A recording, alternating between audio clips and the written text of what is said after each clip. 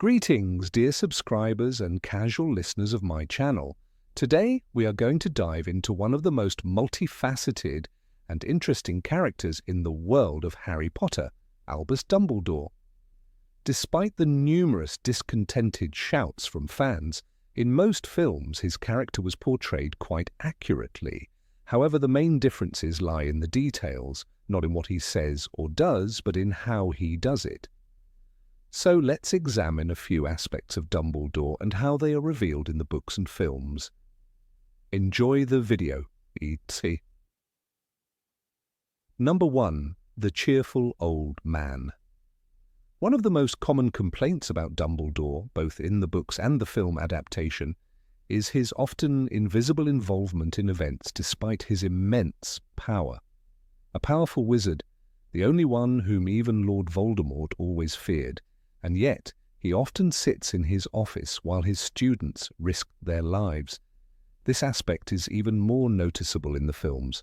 For example, in the first book, Dumbledore saves Harry from Quirrell by showing up at the last possible moment. While this doesn't directly affect the plot, it shows us that Dumbledore cares about Harry and is ready to intervene at the right moment. Quote, "Were you there?" exclaimed Harry. "Did you get the owl Hermione sent?" We must have missed each other in the air. As soon as I arrived in London, it became clear that I should be exactly where I left. I arrived in time and managed to pull Quirrell off of you. It is also worth noting that in the books, Dumbledore is much more active than his on-screen counterpart. He intervenes in events, supports Harry, and helps his staff, as seen with Hagrid in The Goblet of Fire, when he was the first to come to the gamekeeper's aid. Quote, Hagrid, open up, you're home. What difference does it make if your mother was a giant? Forget about that gossiping Skeeter. Number 2. The master of the situation. The most striking example of how Dumbledore differs from his on-screen portrayal comes from The Goblet of Fire, when Harry decides to throw his name into the Goblet of Fire. In the movie, Dumbledore practically jumps at Harry trying to extract a confession, whereas in the book he remains calm and admits his own mistake. Quote, "Did you, Harry, put your name in the Goblet of Fire?" "No," Harry answered under the intense gaze of everyone. "Maybe you asked someone older to put your name in the goblet?" "No," Harry answered firmly. "He's lying!" Madame Maxime exclaimed. The book's Dumbledore doesn't miss a chance to remain unshaken and always stays calm in the most difficult situations. His ability to maintain control over himself and the situation is one of the key features of his character. Quote, "The defense witness, Albus Percival Wulfric Brian Dumbledore," a quiet voice said from behind. Dumbledore was wearing a long, dark blue cloak, and his face expressed an unwavering calmness. Number 3. The good-natured eccentric. If I had to describe Dumbledore's personality in 2 words, I would use a quote from Pirates of the Caribbean. "You're either a madman or a genius." And this is exactly the edge that perfectly describes the extravagant behavior of the headmaster. Sometimes his behavior truly looks like eccentricity, but it is precisely this that makes him unique. In the books, we see how his eccentricities are sometimes perceived as madness, and this played a nasty trick on him. For example, once his oddities stop being funny, people begin to consider him a senile old man. Quote, "Welcome to Hogwarts." Before we start our feast, I would like to say a few words. These words are dullard, bubble, remainder, trick. Thank you, everyone. Dumbledore can easily demonstrate his weirdness, as seen in The Prisoner of Azkaban, but this element wasn't as strongly expressed in the films. For example, his way of communicating with Harry as a friend was much less vivid and memorable in the film. Quote, "What do you see when you look into the mirror?" Harry blurted, holding his breath. "Me?" Professor asked. "I see myself holding a pair of thick, woolen socks. The scene with the socks and all the other moments when Dumbledore shows his unusual, good-natured eccentricity were wonderfully performed by Richard Harris, but Michael Gambon, who replaced him, added more mischief and playfulness to the character, which accurately reflects the book's portrayal. Quote, "So?" he asked quietly. "Everything's fine," Harry gasped. "Sirius flew off on Buckbeak." Dumbledore's face lit up. "Well done." This mischievous genius image is what we see from Gambon in The Prisoner of Azkaban. This, in my opinion, is the most accurate reflection of the book, where Dumbledore is always playing with students, using his jokes and riddles. Number 4. The legendary manipulator. One of Dumbledore's most remarkable traits, often missing from the films, is his ability to manipulate people subtly, guiding them toward decisions without ever explicitly telling them what to do. In the books, his manipulations are intricate and purposeful, reflecting his deep understanding of human nature.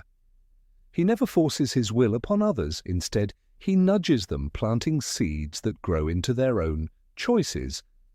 A prime example of this is seen with Harry, especially when Dumbledore allows him to come to his own conclusions about the dangers ahead, only intervening at the final moment when necessary. This creates the impression that Dumbledore is always a step ahead, orchestrating events from the shadows while making sure his students can stand on their own. In Harry Potter and the Order of the Phoenix, Dumbledore tells Harry, "Harry, you will have to make a choice. I can only show you the way, but it's up to you to walk it." This moment highlights how Dumbledore, instead of giving direct orders, empowers Harry to take responsibility for his actions. This approach isn't mere manipulation for control, it's a form of protection. Dumbledore understands that by allowing Harry to make difficult choices, he is teaching him invaluable lessons about the weight of those decisions. Even though Dumbledore sometimes manipulates the events, his ultimate goal is to guide Harry and his friends toward the right path. Even if the outcomes are uncertain, his method is subtle, but it's always for the greater good. Number 5. Secrets of the past. Dumbledore's past is shrouded in mystery, and it's one of the most compelling aspects of his character. In Harry Potter and the Half-Blood Prince, he tells Harry, "I made my mistakes, Harry, and those mistakes are what made me who I am today. But remember, the most important thing is not what you do, but how you fix it." This quote encapsulates Dumbledore's belief that our past does not define us forever.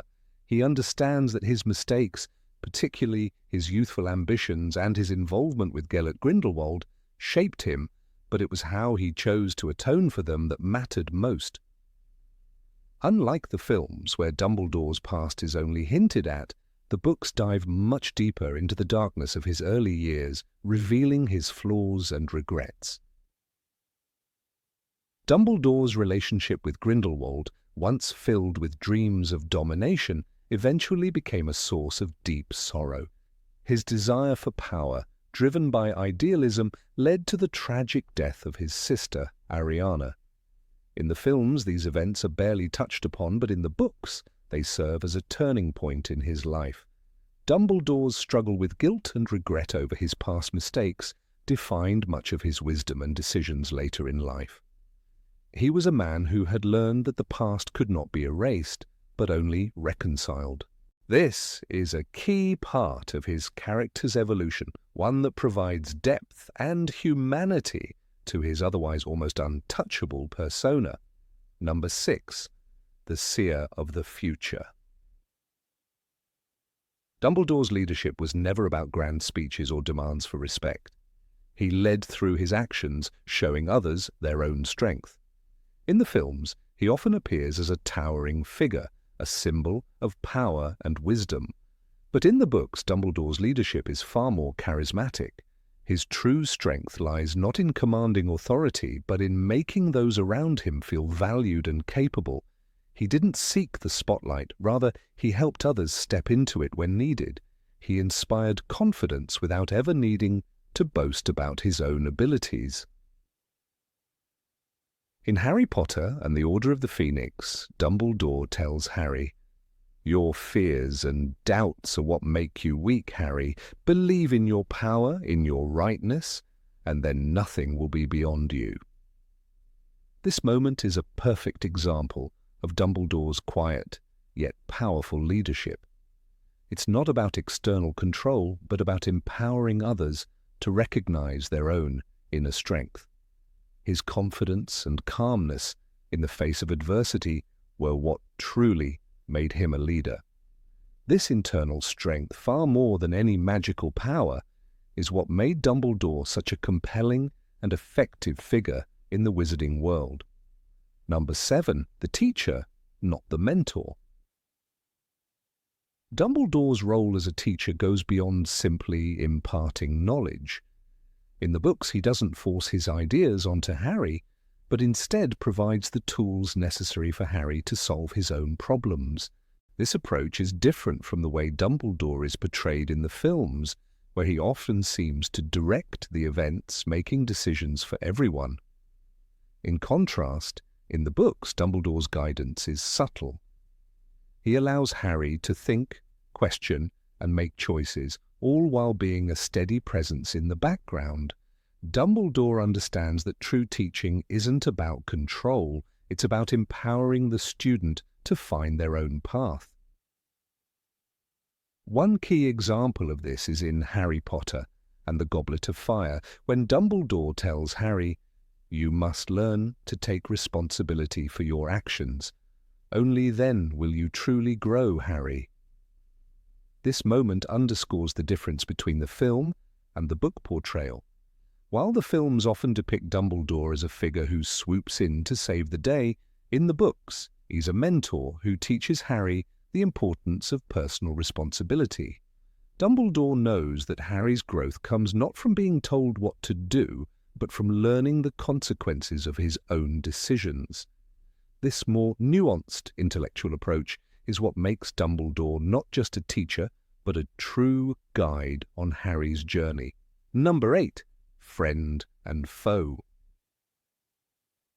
Dumbledore's ability to forgive even his greatest enemies is one of his most remarkable traits. In the books, his relationship with those he once considered foes is more nuanced than in the films. He doesn't see his enemies as mere obstacles to defeat, but as people who can teach valuable lessons. Severus Snape, once a spy for Voldemort, becomes one of the most complex figures in Dumbledore's life. Despite Snape's past as a Death Eater, Dumbledore chooses to believe in his potential for redemption. He understands that true growth often comes from facing those who oppose us, and that forgiveness can lead to profound understanding. In Harry Potter and the Half-Blood Prince, Dumbledore reflects on his relationship with Voldemort, revealing his complex feelings. "I don't hate him, Harry. I simply can't understand him, but he can't understand me either. We have always been opposites, but that doesn't mean I have to be his enemy." This moment shows Dumbledore's depth, his recognition that even a person as dark as Voldemort could offer him insights. It's not about hatred or revenge. It's about learning from the contrasts that shape us. Dumbledore's wisdom is rooted in this principle, that even enemies can help us grow and see the world more clearly. The concept of forgiving enemies is central to Dumbledore's maturity. In the films, this philosophy is often overshadowed by the action-packed focus on conflict. But in the books, it's clear that Dumbledore's understanding of his adversaries like Snape and Voldemort goes beyond mere opposition. He doesn't simply view them as obstacles, but as necessary pieces in his journey of wisdom. By choosing to forgive and learn from them, Dumbledore demonstrates that true strength lies not in defeating others, but in understanding them. This perspective gives him the clarity to navigate even the darkest situations, making him not only a wise mentor, but also a man of deep inner peace. Number 9. Strategist and manipulator of fates. Dumbledore was never just a wise mentor, he was a master strategist. His actions, though sometimes unpredictable, were always guided by a clear long-term plan. He understood that in order to defeat Voldemort, it wasn't enough to act in the moment. Each move had to serve a greater purpose, even if it meant making difficult choices or accepting temporary sacrifices. In Harry Potter and the Half-Blood Prince, he reveals to Harry that victory isn't something that will come by waiting. You understand, Harry, that you must move in order to win, not wait for victory to come to you. This was Dumbledore's way of telling Harry that their fight against evil required calculated action, not just hope. One of Dumbledore's most remarkable qualities was his ability to manipulate events, pushing them in a direction that would ultimately lead to Voldemort's defeat. He didn't just play a reactive role, he shaped the future with his decisions, often from behind the scenes. For instance, when he knew Harry would need to find the Horcruxes, Dumbledore didn't just tell him directly. Instead, he set up a series of challenges and revelations to guide Harry toward the truth. Dumbledore was fully aware that the knowledge he passed on to Harry might be crucial in the final battle, but he didn't simply reveal everything at once. His strategy was to make Harry ready, even if it meant leaving him in the dark for a while. In The Half-Blood Prince, Dumbledore's actions show how deeply he understood the intricacies of power and the value of preparation. He knew that Voldemort's defeat wasn't guaranteed by just fighting him directly. It required more than courage, it required understanding the enemy's weaknesses. Dumbledore spent years piecing together Voldemort's past, searching for the Horcruxes and creating a path that would ultimately lead to victory. He was aware that his own role in this process was fleeting. His death would leave Harry to finish what he had started, but he ensured that Harry would have the tools and knowledge to succeed. Dumbledore's strategic mind often went unnoticed in the films, where his role as a planner seemed secondary to his image as a wise old wizard. But in the books, his tactical genius was central to the story. He manipulated not just people, but events themselves, shaping the narrative in ways that only became clear in hindsight. His understanding of fate and destiny was profound. Dumbledore saw the bigger picture, even when the immediate consequences seemed dire. His ability to plan years ahead while maintaining the patience to let events unfold in their own time was one of the key elements that ultimately led to Voldemort's downfall. Number 10. The power of personal sacrifices. Dumbledore was no stranger to personal sacrifice. His entire life was defined by the choices he made, each one involving the abandonment of something he held dear for the greater good. His love for power, for magic, and for Gellert Grindelwald shaped his early years, but it was the tragic mistake that led to the death of his sister, Ariana, that haunted him forever. He was young, ambitious, and blinded by the desire to change the world. But when his thirst for glory clashed with his personal ties, it cost him more than he could have ever anticipated. Ariana's death, a consequence of his reckless actions, marked the point of no return for him. It wasn't just the loss of family that crushed him. It was the realization that his actions had shaped not only his own fate, but the fate of others around him. Dumbledore's regret over Ariana's death never truly left him. In Harry Potter and the Half-Blood Prince, he admits to Harry that his past mistakes, though painful, guided him toward understanding his true role in the fight against darkness. I made my mistake and I lost more than I could have imagined, but in that pain I found my way. These words weren't just an expression of sorrow, but an acknowledgement that his personal sacrifice had been his path to redemption. He knew that the choices he made in his youth were not just mistakes. They were defining moments that ultimately shaped the man he became. This admission is crucial, because it highlights that Dumbledore did not shy away from the consequences of his actions, but rather he learned to embrace them in order to protect others. This theme of sacrifice continues to echo throughout his life, especially in the decisions that led to his involvement with the fight against Voldemort. Dumbledore, unlike many, never sought glory for himself. He often put the welfare of others before his own desires, understanding that true leadership came with great cost. His relationship with Harry Potter was a prime example. Dumbledore knew that Harry, though powerful, was also a pawn in a greater war. He understood that Harry's survival meant sacrifice, and that in the end, Harry would have to face Voldemort without the full knowledge of his destiny. Yet Dumbledore kept this truth from Harry, knowing that revealing it would rob him of the chance to choose his own path. Even in the final moments of his life, when he was dying from the curse placed upon him by the cursed ring, Dumbledore remained committed to his cause. He knew that his death was inevitable, but he also knew that it would serve a greater purpose.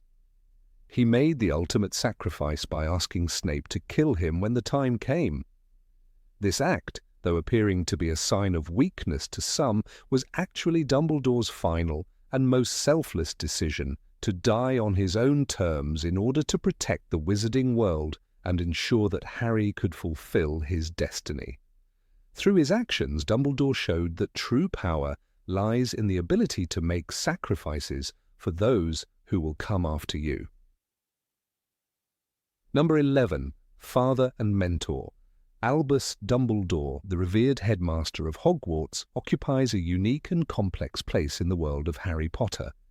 For Harry, Dumbledore was not just a mentor or a teacher, he was a figure of immense importance, almost a father.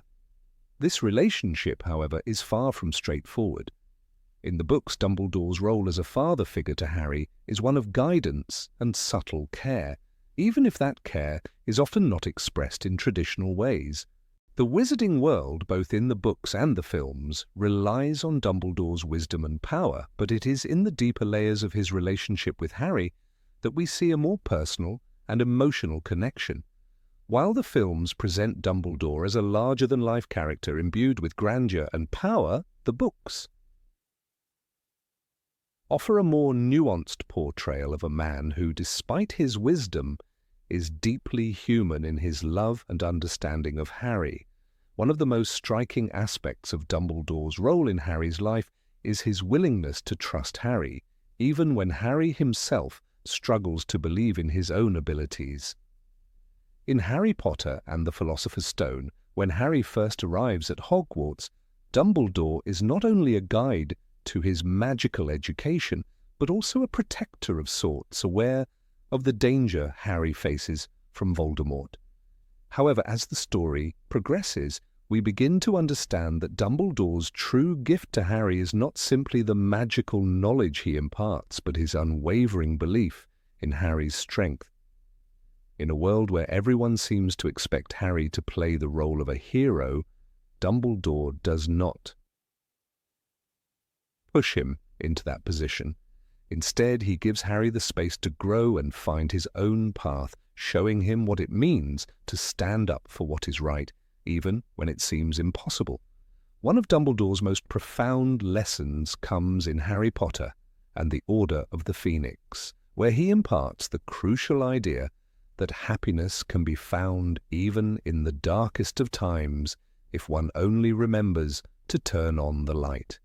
This quote is not just about finding hope in times of despair, it is also a reflection of how Dumbledore approaches life itself, acknowledging the darkness but choosing to face it with light. Harry, at this point, is struggling with the weight of the world on his shoulders. He is not yet the confident hero the wizarding world believes him to be, but Dumbledore sees beyond Harry's self-doubt, offering wisdom that Harry might not fully understand at first, but which will guide him when he faces his greatest challenges. In the books, Dumbledore's paternal role goes beyond just intellectual guidance. He actively helps Harry navigate the complex emotional landscape of growing up, offering him advice that transcends magic.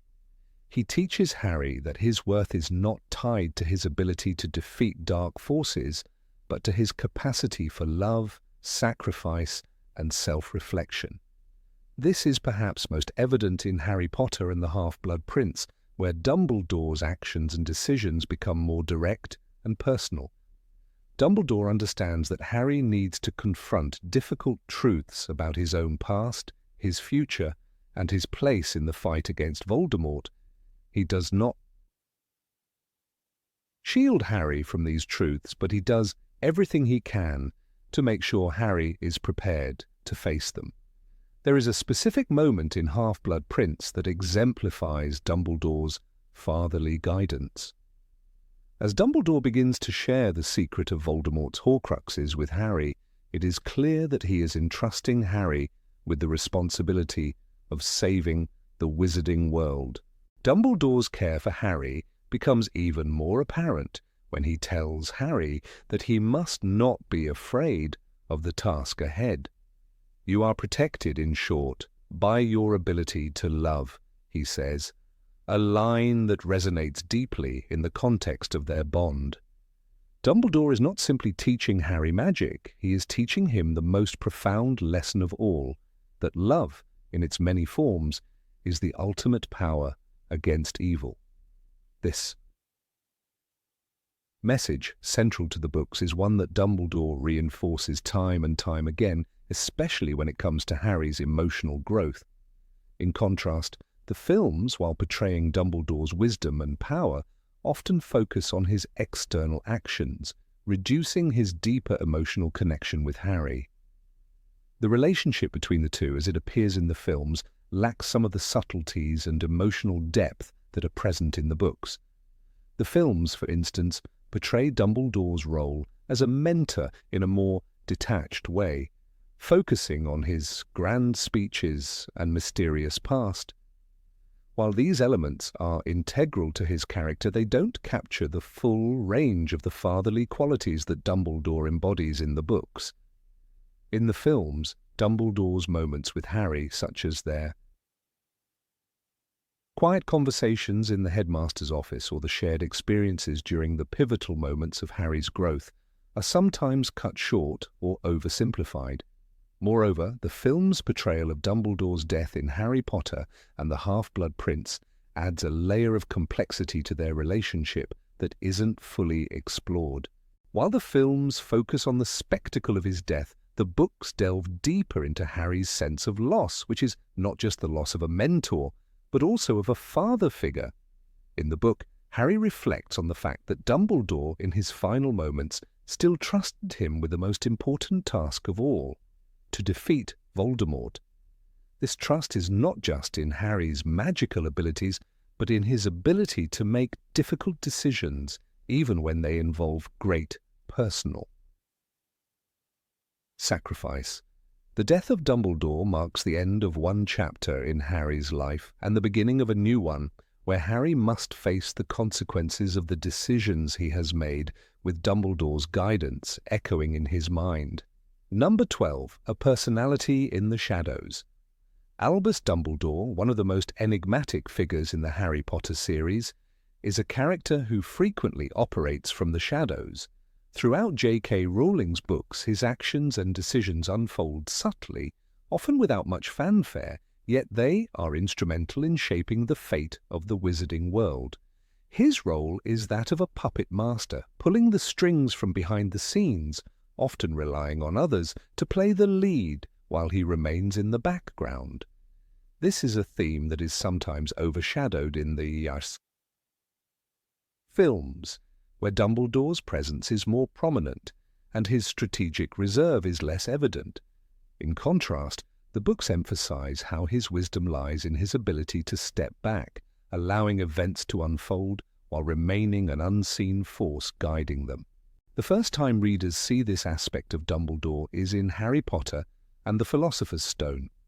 Although he is a key figure, much of his work in ensuring the safety of the Philosopher's Stone is done covertly. He could easily have acted more directly, but instead he relies on Harry and his friends to uncover the truth themselves. This is not a sign of weakness, but rather of profound wisdom, for Dumbledore understands that sometimes the most important lessons are those learned through personal discovery. He could have told Harry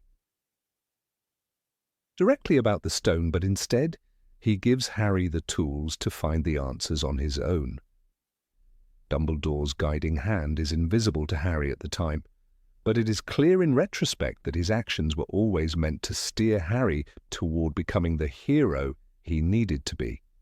In Harry Potter and the Chamber of Secrets, Dumbledore again takes a back seat, allowing Harry to uncover the mystery of the chamber on his own.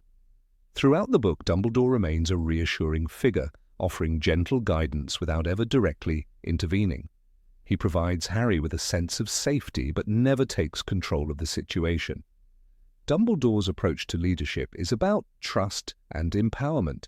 He believes in Harry's ability to solve the problems he faces, which speaks to his faith in the boy's potential. This becomes even more evident in the next book, Harry Potter and the Prisoner of Azkaban, where Dumbledore's handling of the situation with Sirius Black shows a subtle manipulation of events to bring about the desired outcome.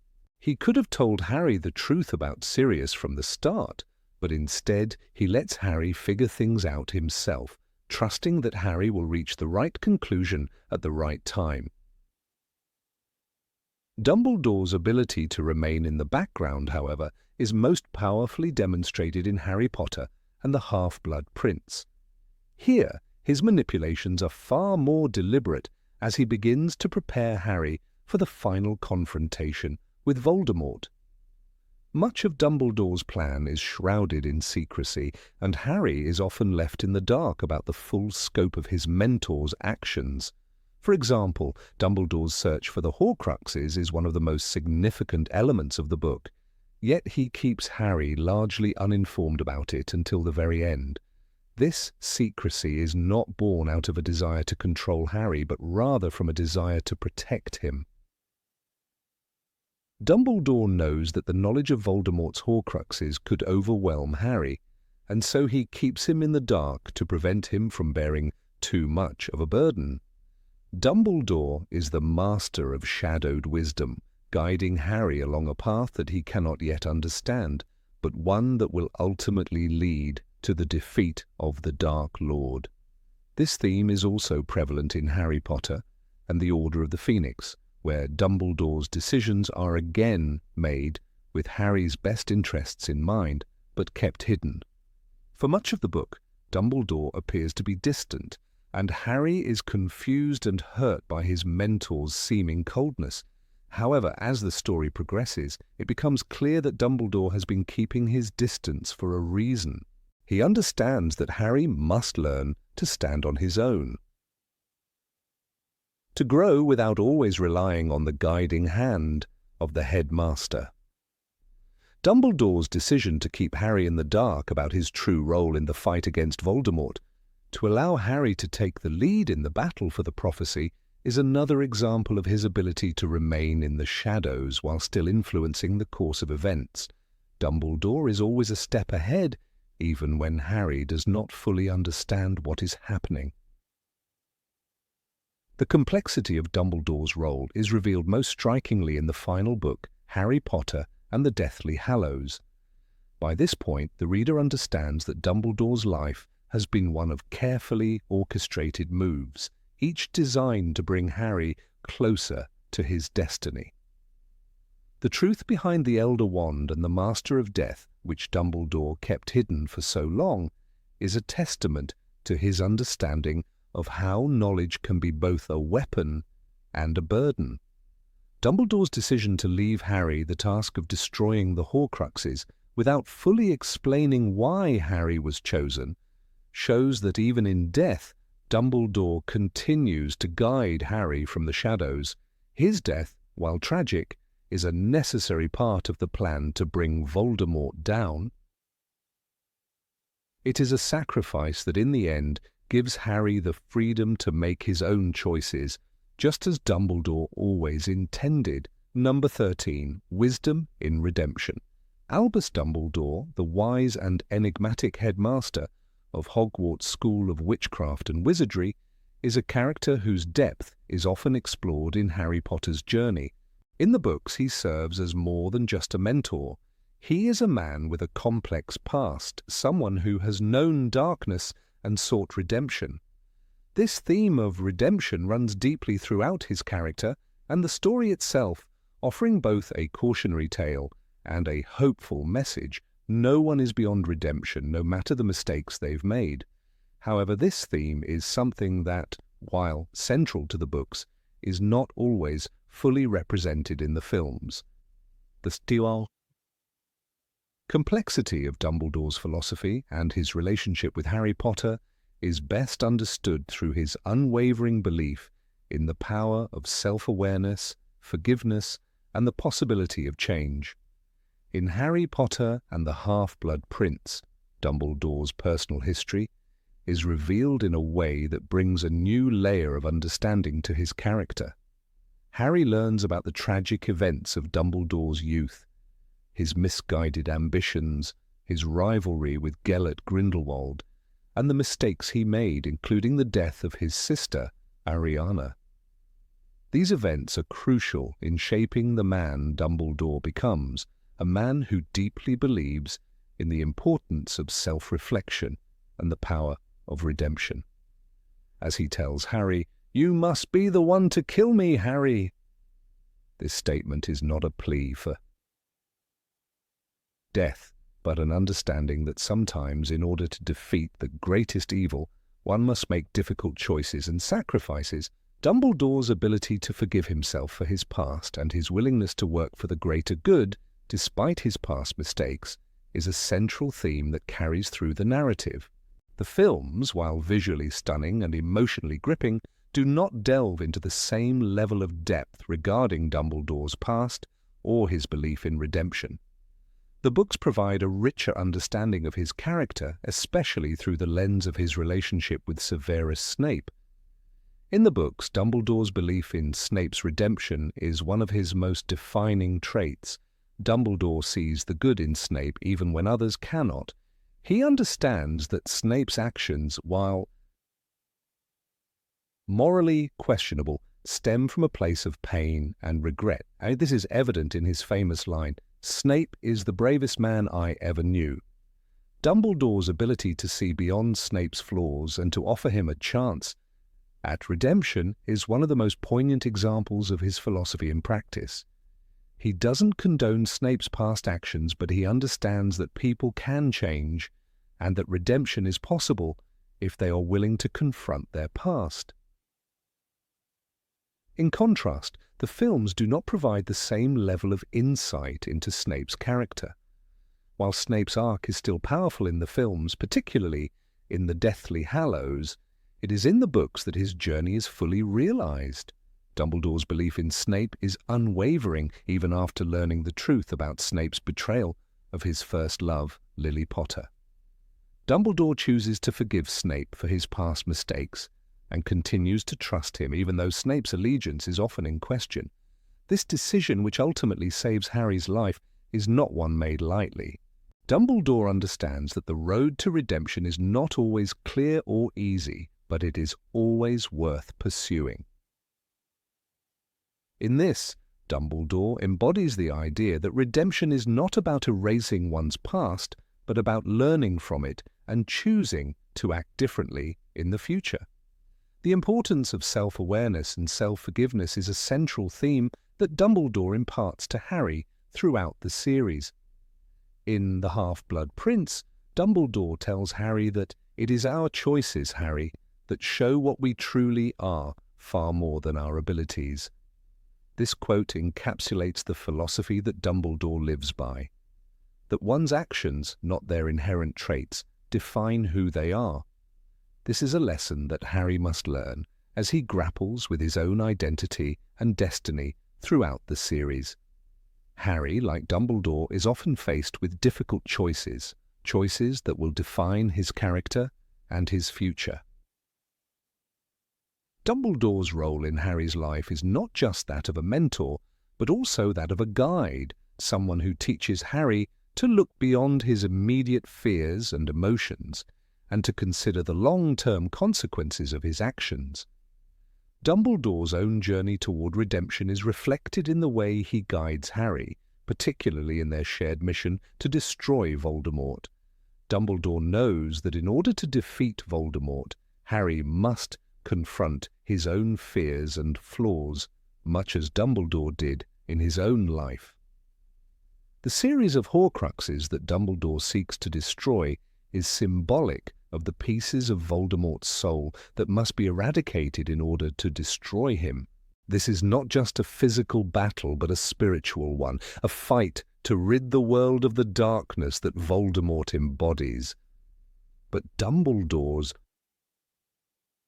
battle is also one of self-redemption. He understands that his own past mistakes are not something to be forgotten or glossed over, but something to be acknowledged and atoned for.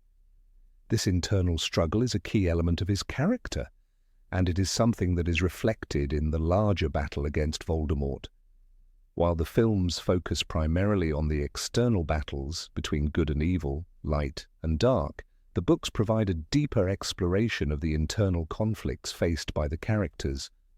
Dumbledore's story is one of redemption, but it is also one of personal growth. He teaches Harry that redemption is not a one-time act, but an ongoing process that requires constant effort and self-reflection. It is a theme that resonates throughout the series and is exemplified in the relationship between Harry and Dumbledore. Harry, like Dumbledore, must confront his own past and his own fears in order to move forward and fulfill his destiny.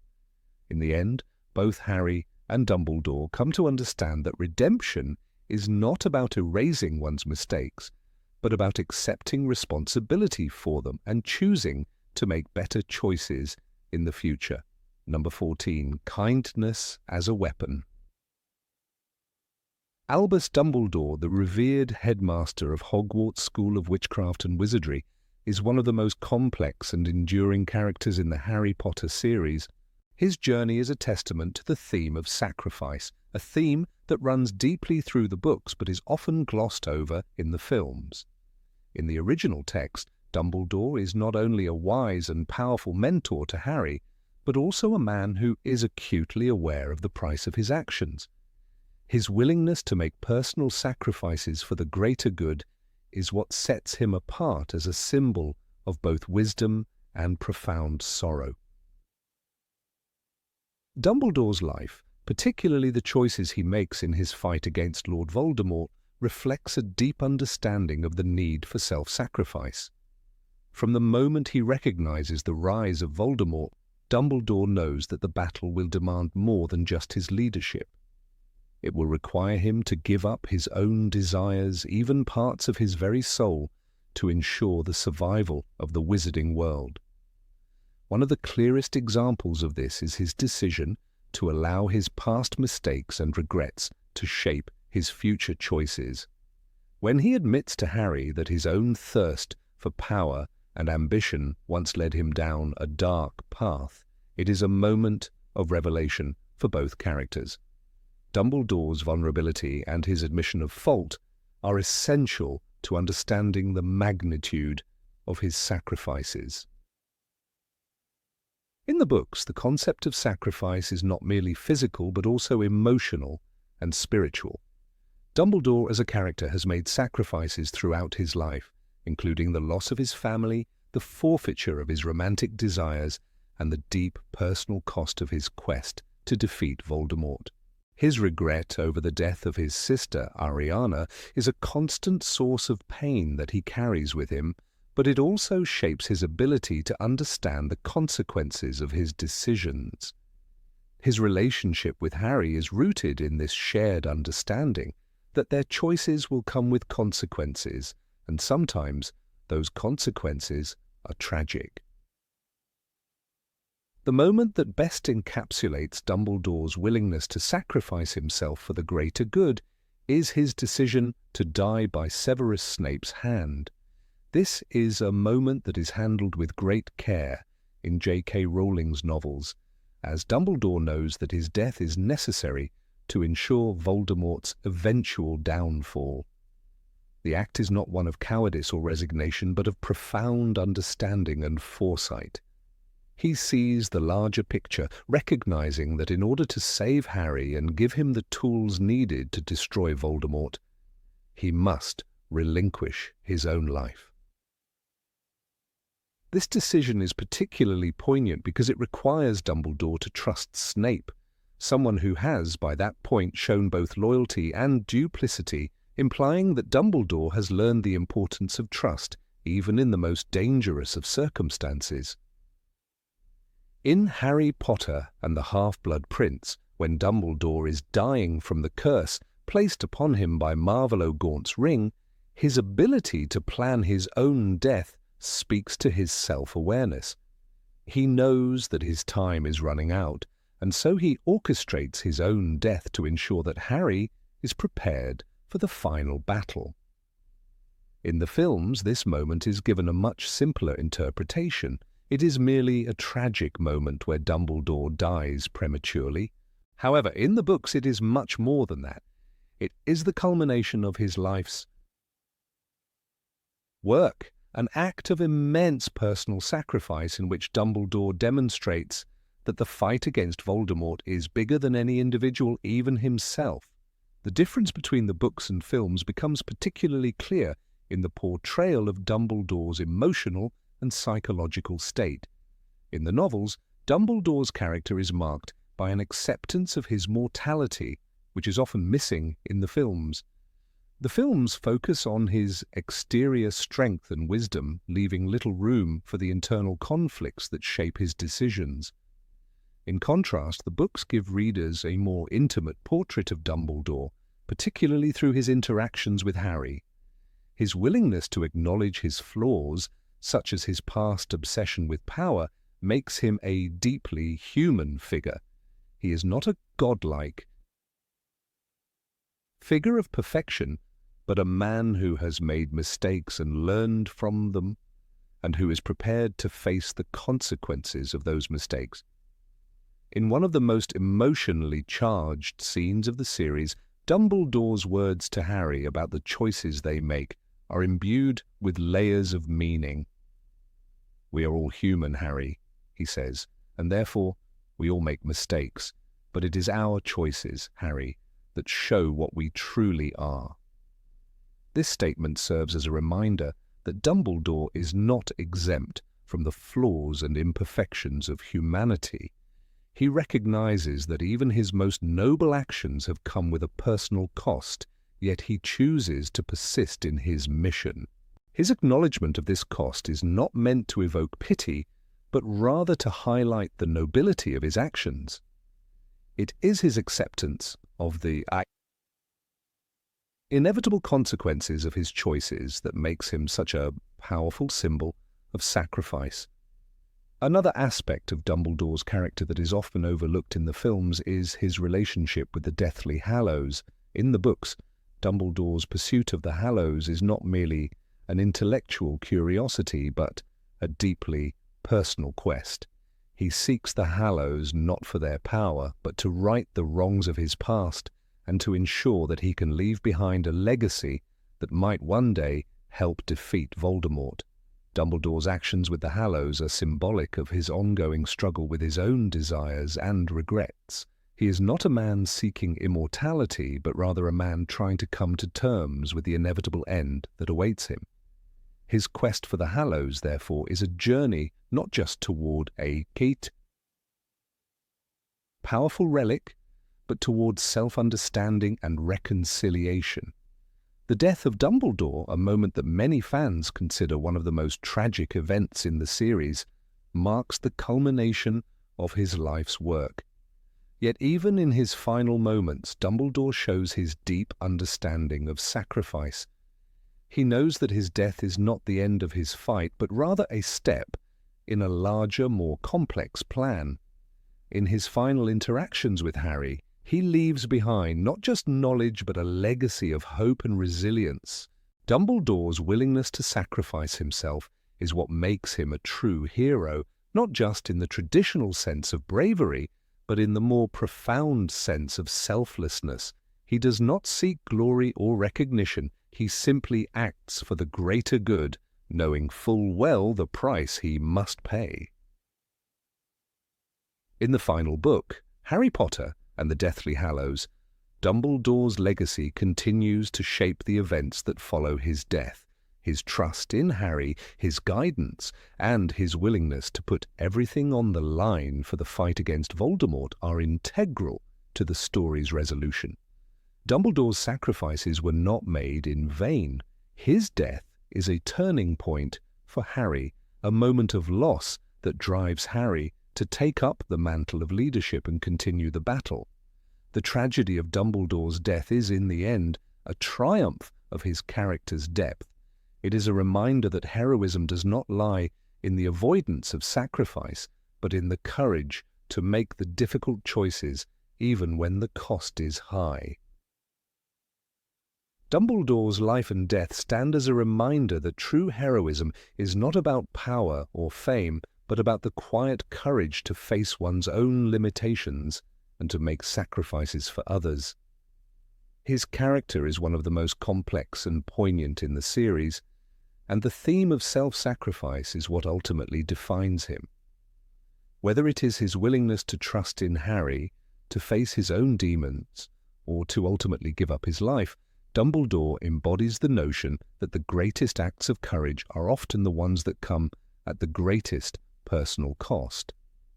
Through his character, J.K., Rowling reminds us that sacrifice is not just a heroic act, but a necessary part of the fight for what is right. Number 15, the Guru in the world of magic. Albus Dumbledore stands as one of the most enigmatic and profound characters in the Harry Potter series, both in the books and the films. While the movies present him largely as the epitome of goodness, a powerful figure who stands in stark contrast to the dark forces of Lord Voldemort, the books reveal a much more intricate and complex portrayal. Dumbledore's philosophy about light and darkness transcends mere morality, blending these two forces into a balance that is both inevitable and essential. Unlike the films, which often emphasize Dumbledore's role as the unwavering hero, the novels delve deeper into his struggles and the lessons he imparts about the duality of life, where light cannot exist without darkness and vice versa. In J.K. Rowling's world, Dumbledore understands that light and dark are not polar opposites that simply battle for dominance. They are intertwined forces that shape the universe, with one always reflecting aspects of the other. In Harry Potter and the Order of the Phoenix, this idea is most clearly expressed when Dumbledore speaks to Harry about the nature of darkness. Darkness, he tells Harry, is not always evil. It is simply the absence of light. And it is only by understanding the dark that we can truly appreciate the light. And these words reflect his deep understanding that much like night and day, both elements are necessary for balance in the world. Dumbledore does not view darkness as inherently evil, but rather as a part of life that should be respected and understood, not feared or suppressed. This philosophy stands in stark contrast to the simplistic depiction of light versus dark in the films. In the cinematic adaptations, Dumbledore's character is often shown as the archetypal good guy, his gentle manner and wisdom aligning him firmly with light and righteousness. Voldemort, by contrast, is depicted as a nearly incomprehensible embodiment of pure evil, with the audience easily recognizing the stark division between the two. But in the books, Dumbledore's belief in balance complicates this dichotomy. He is not a figure who stands entirely apart from the darkness. Rather, he acknowledges its presence and its role in shaping the world. This is evident in his actions throughout the series, particularly when it comes to his own past mistakes and the choices he made, which had far-reaching consequences. Dumbledore's recognition of the darkness within himself is one of the most significant aspects of his character in the books. His youthful desire for power, as revealed in Harry Potter and the Half-Blood Prince, exposes a side of him that the films largely omit. As a young man, Dumbledore was not the wise and compassionate figure that he later became. He was ambitious, power-hungry, and even willing to make morally questionable decisions in his pursuit of a better world. His relationship with Gellert Grindelwald, the dark wizard, whom he once considered a friend, is a key example of this. In his youth, Dumbledore believed that the end justified the means, a philosophy that led him down a dark path that would haunt him for years to come. The tragic events surrounding Grindelwald's rise to power serve as a crucial turning point in Dumbledore's life. His regret over his role in their shared ambitions is a major factor in his later development, as he comes to understand that the pursuit of power can often lead to dangerous consequences. In the films, this complex history is only briefly touched upon, but in the books, Dumbledore's confrontation with his past is a powerful reminder that even the most virtuous people are not immune to darkness. His acceptance of his past mistakes, particularly his role in the death of his sister Ariana, is a sign of his growth as a character and his deep understanding of the necessity of balance. Dumbledore's wisdom, therefore, is not just in his ability to fight against darkness, but in his acceptance that darkness is an inseparable part of life. He teaches Harry and the reader that light cannot be appreciated without the understanding of darkness. In Harry Potter and the Prisoner of Azkaban, Dumbledore explains to Harry that the true test of a person's character is not how they deal with the darkness that surrounds them, but how they face the darkness within themselves. He tells Harry that the ability to confront one's inner fears and doubts is what truly defines a person. This message is particularly poignant in a series that often revolves around good versus evil, as it encourages readers to look beyond surface-level morality and to consider the complexities of human nature. The dynamic between Harry and Dumbledore is central to this theme of balance. Throughout the series, Harry's own struggle with light and darkness is reflected in his relationship with Dumbledore. As Harry matures, he begins to understand the importance of both forces. In the final book, Harry Potter and the Deathly Hallows, when Harry is faced with the ultimate choice between life and death, he is guided by Dumbledore's philosophy that even in the most difficult moments, there is always a balance between light and dark. The lessons Harry learns from Dumbledore shape his actions in the final battle against Voldemort as he chooses to sacrifice himself, understanding that death is not the end, but a necessary part of the cycle of life. The film adaptations, while powerful in their visual representation of the battle between good and evil, often reduce Dumbledore's philosophical depth to a more straightforward narrative. In the films, the clear-cut battle between Dumbledore and Voldemort serves as the backbone of the series. Voldemort is portrayed as the embodiment of darkness and Dumbledore as the representative of light, with Harry caught in the middle. But this approach simplifies the moral complexity that Dumbledore represents in the books. In the novels, the line between light and dark is often blurred, and characters are rarely as clearly defined as in the films. Dumbledore himself as a young man was capable of making choices that aligned him with darkness, and it is through his understanding of this duality that he becomes the wise, compassionate figure who mentors Harry. This contrast is especially evident when we consider Dumbledore's relationship with death. In the films, Dumbledore's death is portrayed as a tragic moment, but one that is ultimately for the greater good. In the books, however, Dumbledore's death is framed in the context of his larger philosophy. He knows that he is dying and has accepted it as part of his journey. This acceptance of death, rather than fearing it or trying to avoid it, is another aspect of his belief in balance. He understands that light and darkness are not just forces to be fought against, but forces to be embraced and integrated into the cycle of life. Ultimately, Dumbledore's teachings serve as a reminder that light and darkness are not external forces to be fought in a battle of absolutes. They are internal elements within each person, shaping their actions, thoughts, and decisions. Dumbledore's wisdom is not found in the simplicity of good versus evil, but in his ability to understand and integrate both aspects of life. He teaches that balance, rather than victory, is the true path to wisdom. As he says to Harry, "Do not pity the dead, Harry, pity the living, and above all, those who live without love." In this final lesson, Dumbledore encapsulates the core message of the series. Love, understanding, and balance are the keys to overcoming both light and dark. In this way, Dumbledore's character serves as a reflection of the complexity of human nature, where light and darkness coexist and shape each individual. In the books, Dumbledore's acknowledgement of this duality gives him a depth that the films, with their more straightforward portrayal, can only hint at.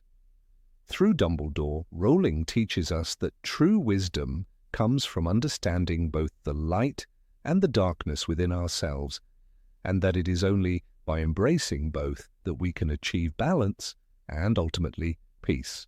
Number 16, connection to the past, dark corners.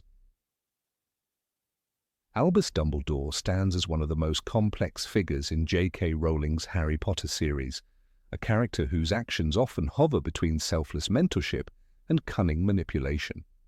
While the films portray him largely as a benevolent, wise guide to Harry, the books delve deeper into his role as a master manipulator of fate. Dumbledore is not just an observer of destiny, he is an architect of it, a man who meticulously plans events, knowing when to push, when to hold back, and when to give others the power to choose their own paths. His famous words in The Half-Blood Prince, "Fate is not given to us, Harry." We make our own path, and it is important to choose the right direction, are not merely a philosophical musing, but a fundamental element of his approach to leadership and manipulation of events. Dumbledore's manipulation of fate is intricately woven into his interactions with Harry and others, often taking place behind the scenes. One of the most prominent ways Dumbledore influences the course of events is through his deliberate decisions about what to tell Harry, and, equally significant, what to withhold. In the books, Dumbledore is aware of the prophecy concerning Harry and Voldemort, yet he does not reveal its full content to Harry until the final moments of the Half-Blood Prince. He does this not out of secrecy, but because he understands the delicate balance between destiny and choice.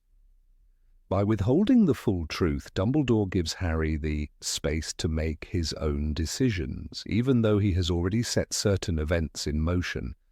In doing so, he manipulates the narrative, guiding Harry towards specific choices, but without forcing him into a corner. Dumbledore's awareness of the prophecy and his careful orchestration of Harry's life shows just how much control he has over the forces at play. He is not simply letting things unfold, he is shaping them. This strategic manipulation is most evident in the way Dumbledore manages the major players in the war against Voldemort. Take, for example, Severus Snape, the man Dumbledore trusts implicitly, yet whose loyalty is constantly in question. Dumbledore knows that Snape's love for Lily Potter is the driving force behind his complex role as a double agent. But instead of confronting Snape or forcing him into a decision, Dumbledore lets him make his own choices, knowing that Snape's decisions will ultimately drive him to take actions that will benefit Harry and the fight against Voldemort. Dumbledore's understanding of human nature and his ability to manipulate others by allowing them to believe they are making their own decisions is a testament to his mastery of fate. Dumbledore's role as a manipulator of fate is also demonstrated in his relationship with Harry. In the Philosopher's Stone, Dumbledore guides Harry towards certain actions, such as retrieving the Philosopher's Stone from Gringotts and later protecting it from falling into the wrong hands. However, it is not merely a matter of giving Harry the answers, it is a subtle manipulation of Harry's decisions, ensuring that Harry chooses to act in ways that ultimately push him toward a larger purpose. Dumbledore, knowing the importance of Harry's survival, makes sure that Harry is in the right place at the right time without ever directly ordering him to act. This invisible hand that guides Harry through his adventures is a reflection of Dumbledore's skill in manipulating events from behind the scenes. The significance of choice is perhaps most evident in Dumbledore's handling of the prophecy. In the Order of the Phoenix, Dumbledore acknowledges that the prophecy could be interpreted in two ways. Harry's survival and defeat of Voldemort could either be the result of Voldemort's destruction or Harry's own choices. Dumbledore never forces Harry into a position where he feels his fate is sealed, understanding that the power to shape his destiny lies not in prophecy, but in the choices he makes. Even when Harry is faced with life-threatening situations, Dumbledore gives him the space to make his own decisions. Dumbledore's refusal to tell Harry.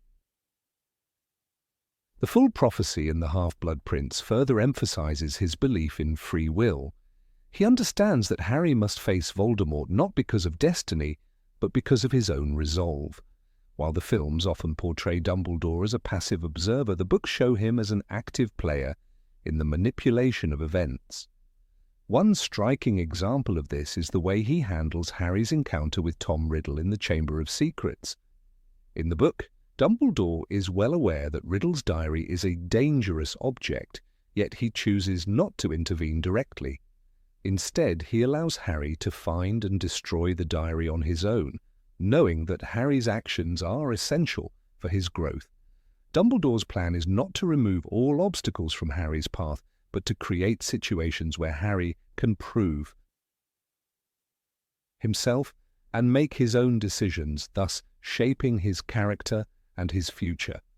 In The Prisoner of Azkaban, Dumbledore once again manipulates events from behind the scenes, orchestrating the circumstances that allow Harry to save Sirius Black. By allowing Harry to confront his fears and make the decision to save his godfather, Dumbledore pushes Harry to choose a path that will ultimately shape his future.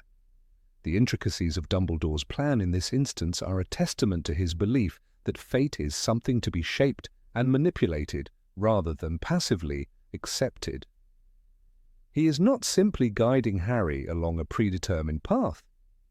He is ensuring that Harry's decisions will influence the course of events. The most crucial example of Dumbledore's manipulation of fate is the tragic story of his own death.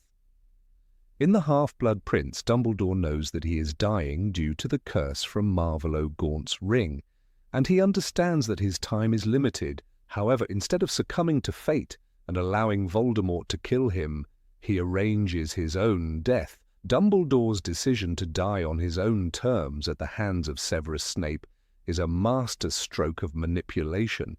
He understands that his death will solidify Snape's loyalty to Voldemort and protect Harry, and he orchestrates the events leading up to his death with incredible foresight. In this instance, Dumbledore manipulates not only the events surrounding his death, but the consequences that will ripple through the wizarding world. This final act of manipulation highlights Dumbledore's understanding of fate as something that can be altered, influenced, and shaped by those who are willing to make difficult choices. He recognizes that destiny is not something to be feared, but something that can be confronted and controlled. Dumbledore's actions throughout the series show that he believes in the power of choice. and that the key to manipulating fate is not in controlling others, but in giving them the freedom to choose their own paths. In the films, however, Dumbledore's role as a manipulator of fate is often downplayed. He is shown as a wise, guiding figure, but his active role in shaping events is not as pronounced as it is in the books. The films often present him as more passive, allowing Harry and others to make their own decisions without as much interference. This interpretation of Dumbledore, while true to his character as a mentor, misses the depth of his involvement in the larger battle against Voldemort. In the books, Dumbledore is not just a teacher but a strategist, manipulating events from the shadows to ensure that the right choices are made at the right time. The contrast between the books and the films underscores the complexity of Dumbledore's character. While the films present a simplified version of his role, the books reveal a man who is not afraid to manipulate fate in order to ensure the survival of the people he loves and the defeat of the Dark Lord. Dumbledore's mastery of fate is not about controlling the future, but about ensuring that those who are caught in its web are given the chance to make their own choices, even when those choices are influenced by his careful guidance. Through his actions, Dumbledore teaches us that while fate may be a powerful force, it is the choices we make that define us, and that even the most dire of circumstances can be shaped by the decisions we choose to take. Number 17, the power of choice. The relationship between Harry Potter and Albus Dumbledore is one of the most compelling aspects of J.K. Rowling's series, particularly when explored through the lens of forgiveness. This theme takes on a unique dimension when comparing the way forgiveness is portrayed in the books versus the films. Dumbledore, often seen as a wise and compassionate figure, is not just a mentor to Harry, but also a symbol of understanding and redemption. His capacity to forgive, despite the scars of his own past, offers a nuanced perspective on strength and vulnerability. In the books, Dumbledore's forgiveness is most evident in his relationship with Severus Snape. Their history is complicated, marked by betrayal, unspoken guilt, and mutual suffering. The pivotal moment where Snape reveals his allegiance to Voldemort could have easily marked the end of any potential redemption for him. But Dumbledore, who was well aware of Snape's flaws and dark past, refuses to condemn him.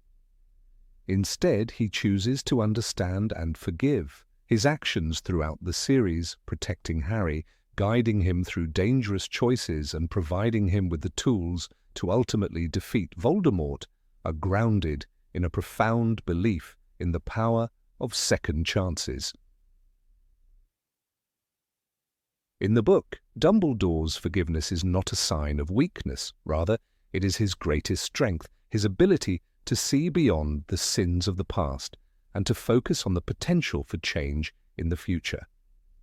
This is a central theme in the character's arc, culminating in the revelation that Dumbledore himself was once consumed by ambition and darkness, but found redemption through his acceptance of responsibility and his desire to protect those he loved. The way Dumbledore's forgiveness is portrayed in the films, however, often feels more muted. While his words are still powerful, the depth of his internal conflict is glossed over in favor of action and visual spectacle. The films focus on Dumbledore's outward wisdom and his role as a leader of the Order of the Phoenix, but the complexity of his emotional landscape is often underexplored. The depth of his understanding towards Snape and his past is reduced to a few scenes, stripping away the layers of emotional growth and regret that define the character in the books. This shift in focus from introspection to spectacle can be attributed to the constraints of adapting a dense, multi-layered narrative into a cinematic format. In doing so, the filmmakers had to prioritize the plot's momentum over character development, leaving Dumbledore's emotional transformation less fleshed out.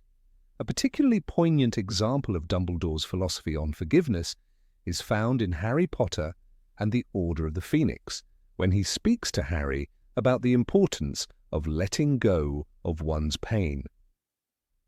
Forgiveness is not forgetting, Harry, it is remembering, but it is choosing to move on. This sentiment encapsulates Dumbledore's approach to life and leadership. His experiences with the past, both painful and triumphant, have shaped him into a figure who understands that forgiveness is not a sign of passivity, but a proactive decision to allow healing to take place. For Dumbledore, this healing is not just about letting go of resentment, but about embracing the potential for growth in others, even those who have faltered and hurt him. In the context of Snape's arc, Dumbledore's forgiveness is intricately tied to his belief in the power of change. Dumbledore knows that Snape's betrayal, while unforgivable in a conventional sense, does not define him as a person. Instead, Snape's actions are seen as part of a larger journey, one that involves immense suffering and a hard-won return to the right path. Dumbledore's relationship with Snape is founded on the idea that one's past mistakes do not preclude the possibility of redemption. This notion is key to understanding why Dumbledore continues to trust and protect Snape despite knowing the depths of his prior transgressions. It is this trust in the possibility of personal transformation that forms the emotional backbone of the series. This complex dynamic is not only important for Snape's character development, but also for Harry's understanding of forgiveness. Harry, in many ways, mirrors Dumbledore's journey. He is a young man burdened by the weight of his past and the legacy of those who have wronged him. Like Dumbledore, Harry struggles to come to terms with the death of his parents, the betrayal by those he trusted, and the fear that he may be destined for a dark path. Yet through his relationship with Dumbledore, Harry learns that forgiveness is not about excusing wrongdoing, but about making the conscious choice to release the pain that can otherwise keep a person captive.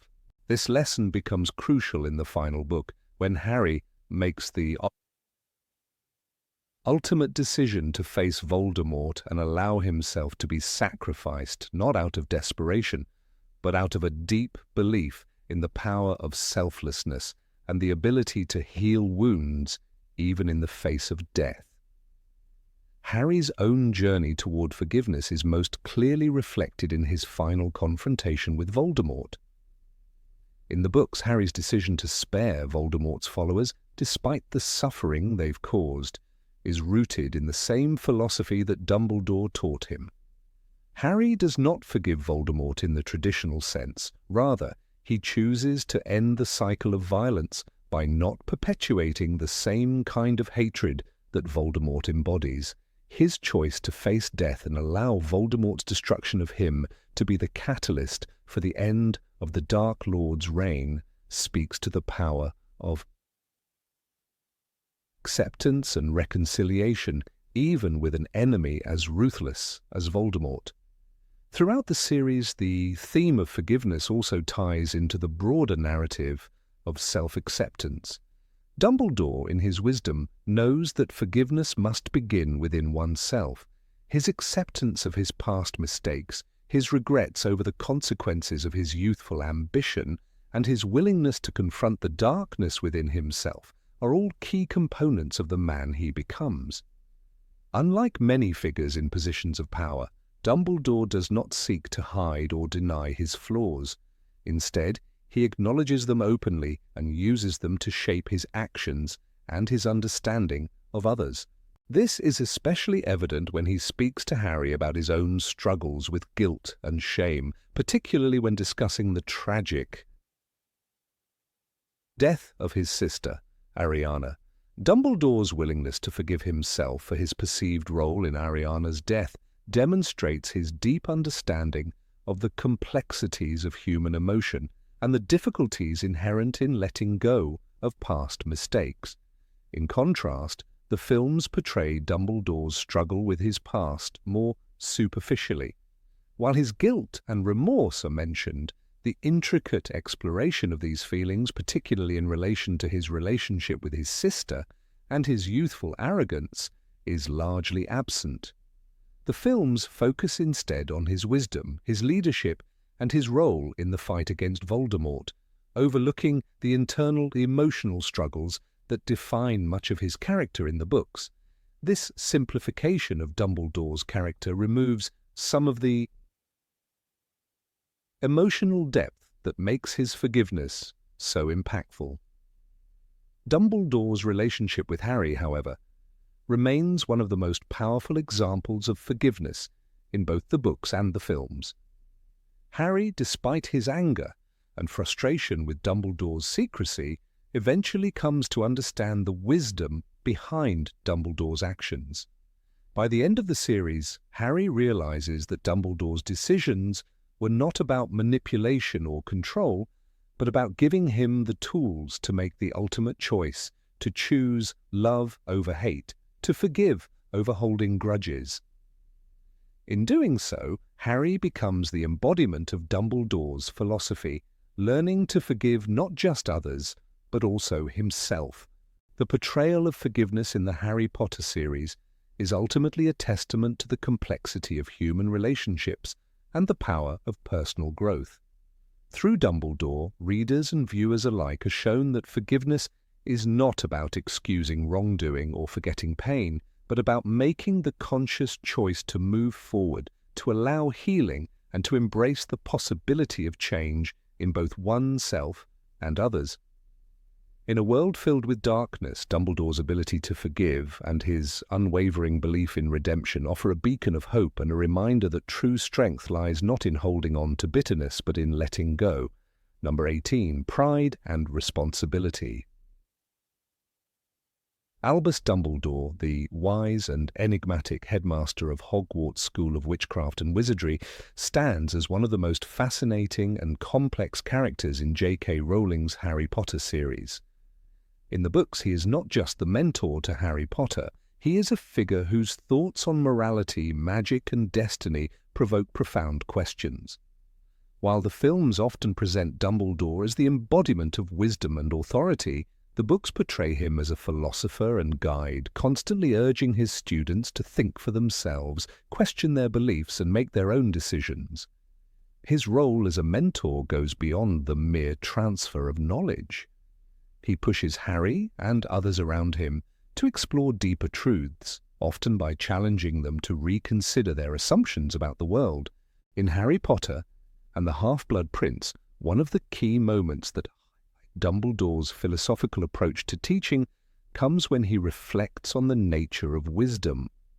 His words to Harry, "Wisdom, Harry, comes not with the number of facts you know, but with the ability to ask the right questions," encapsulate the essence of his perspective. This is not simply about accumulating knowledge, it is about cultivating the skill to question and challenge the world around you. Dumbledore does not seek to impose his beliefs onto others. Rather, he provides the framework for his students to develop their own understanding of complex moral issues. In the film adaptations, this subtlety often gets lost. Dumbledore's presence is more often than not a symbol of power and authority, where his role is more about guiding Harry with set answers rather than encouraging him to grapple with difficult questions. Dumbledore's philosophy, particularly in his guidance of Harry, emphasizes the importance of independent thought and moral questioning. This is seen throughout the series, especially in how Dumbledore introduces Harry to the concept of choice. In Harry Potter and the Chamber of Secrets, Dumbledore speaks of the power of choice, saying, "It is our choices, Harry, that show what we truly are, far more than our abilities." In this, he is not merely instructing Harry on right and wrong, he is encouraging him to take ownership of his actions, to recognize that his decisions, even in the face of fear or temptation, are what ultimately define him. In the films, this becomes a key message, but the depth with which Dumbledore explores this theme in the books is far richer. He does not simply present Harry with this concept once and move on. It becomes a thread that weaves throughout their entire relationship. Unlike in the films, where Dumbledore often appears to have all the answers, the books show a more nuanced version of his wisdom. He is not infallible, and he often admits his own mistakes. His relationship with Harry is rooted in mutual respect and understanding rather than the typical mentor-student dynamic where the mentor holds all the knowledge. For instance, in Harry Potter and the Order of the Phoenix, Dumbledore's failure to share critical information with Harry about Lord Voldemort's plans is a source of tension between them. Harry is furious, feeling betrayed by Dumbledore's decision to withhold the truth. This decision, while controversial, reflects Dumbledore's belief that Harry needed to learn things on his own, even if it meant enduring hardship. Dumbledore, in his wisdom, understands that some lessons cannot be taught directly. They must be lived and experienced. This concept of learning through experience is central to Dumbledore's role as a mentor. He recognizes the value of mistakes and failures in the process of growth. One of the clearest examples of this philosophy is seen in his treatment of Harry's feelings of guilt and responsibility. In Harry Potter and the Goblet of Fire, Harry is devastated after Cedric Diggory's death, feeling that he could have done more to save him. Dumbledore's response is not to dismiss Harry's feelings, but to encourage him to see that guilt is a part of being human. You will lose friends, Harry, and you will fail. It is not about how you fail, but how you learn from it. Here, Dumbledore acknowledges that Harry's failure and loss are unavoidable, but it is through them that Harry can grow stronger. Unlike the films, where Dumbledore's reassurances often feel like quick fixes, the books give these moments the weight they deserve, showing that wisdom is not always about offering solutions, but helping others navigate the hard truths of life. Dumbledore's belief in the importance of questioning is also evident in his approach to the dark arts. He doesn't simply teach Harry and others how to fight dark magic. He encourages them to understand the reasons why it exists. In Harry Potter and the Half-Blood Prince, Dumbledore explains that Lord Voldemort's obsession with power comes from his inability to understand love and death. This insight does not just inform Harry's strategy for defeating Voldemort, it shapes Harry's understanding of the Dark Lord's weaknesses. The difference between the books and the films here is significant. While the films focus more on the immediate action of defeating Voldemort, the books delve into the deeper philosophical implications of his rise to power, and Dumbledore's role in helping Harry understand these issues is central to his guidance. Another example of Dumbledore's philosophical influence is seen in his handling of the relationship between Harry and Draco Malfoy. Throughout the series, Draco serves as a foil to Harry, representing the contrast between those who choose to embrace the darkness and those who seek the light. In Harry Potter and the Half-Blood Prince, Dumbledore asks Harry to be patient with Draco, despite his antagonism. He believes that Draco is not beyond redemption, despite the dark path he seems to be following. Dumbledore does not condone Draco's actions, but he sees the boy's inner conflict and strives to provide him with the opportunity to make a different choice. This belief in redemption and the ability to change is at the core of Dumbledore's teachings. It speaks to his deep faith in the goodness of people, even when they seem to be lost. In contrast to the films, where Dumbledore's guidance is often portrayed as a simple matter of advising Harry on what to do next, the books explore the deeper complexity of his mentorship. He does not just tell Harry what to think, he engages him in a dialogue about difficult moral choices, encouraging him to consider all sides of an issue. In Harry Potter and the Deathly Hallows, Dumbledore's complex relationship with the Elder Wand and his past, is revealed, adding another layer to his character. He is not a perfect, all-knowing sage. He is a man who has made mistakes, regrets certain choices, and in the end seeks redemption. This aspect of Dumbledore is largely downplayed in the films, where his character is often portrayed as omniscient and flawless. One of the most significant aspects of Dumbledore's mentorship is his ability to let Harry struggle with his own emotions and decisions. He does not shield Harry from the painful realities of the world. In Harry Potter and the Order of the Phoenix, Dumbledore allows Harry to experience the frustration and anger that come with the burden of knowledge. Harry is often angry at the way things are handled, but Dumbledore does not step in to solve everything. He allows Harry to wrestle with his own thoughts and emotions, ultimately trusting him to find his way. This trust is what makes Dumbledore such a profound mentor. He believes in Harry's ability to make the right choices even when the path is unclear.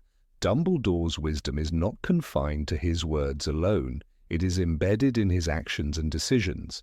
In Harry Potter and the Half-Blood Prince, he takes Harry on a journey to uncover the truth about Voldemort's Horcruxes, knowing that it is a dangerous mission. He understands that Harry must face these challenges not only to defeat Voldemort, but also to grow into the leader he is destined to be. The books show that Dumbledore is always thinking about the long term, the bigger picture, and the ultimate good that must be achieved. He sacrifices his own life in the pursuit of this goal, demonstrating that true wisdom often requires personal sacrifice. In the films, Dumbledore's character is often reduced to a mere figurehead of wisdom and authority.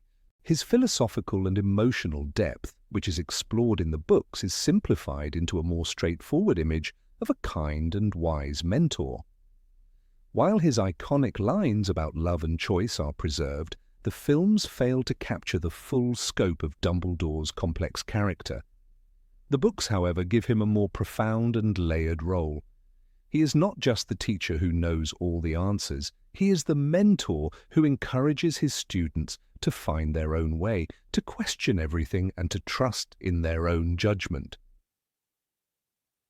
Ultimately, Dumbledore's wisdom in the books is not about providing answers, but about fostering the courage to ask the right questions. His role as a mentor is to guide Harry to the understanding that life's most important lessons are often learned not from others' words, but from the experiences and choices we face for ourselves. This philosophical approach makes Dumbledore one of the most compelling characters in the Harry Potter series, one whose influence extends far beyond the confines of Hogwarts. Number 19. Dumbledore and Moral Dilemmas.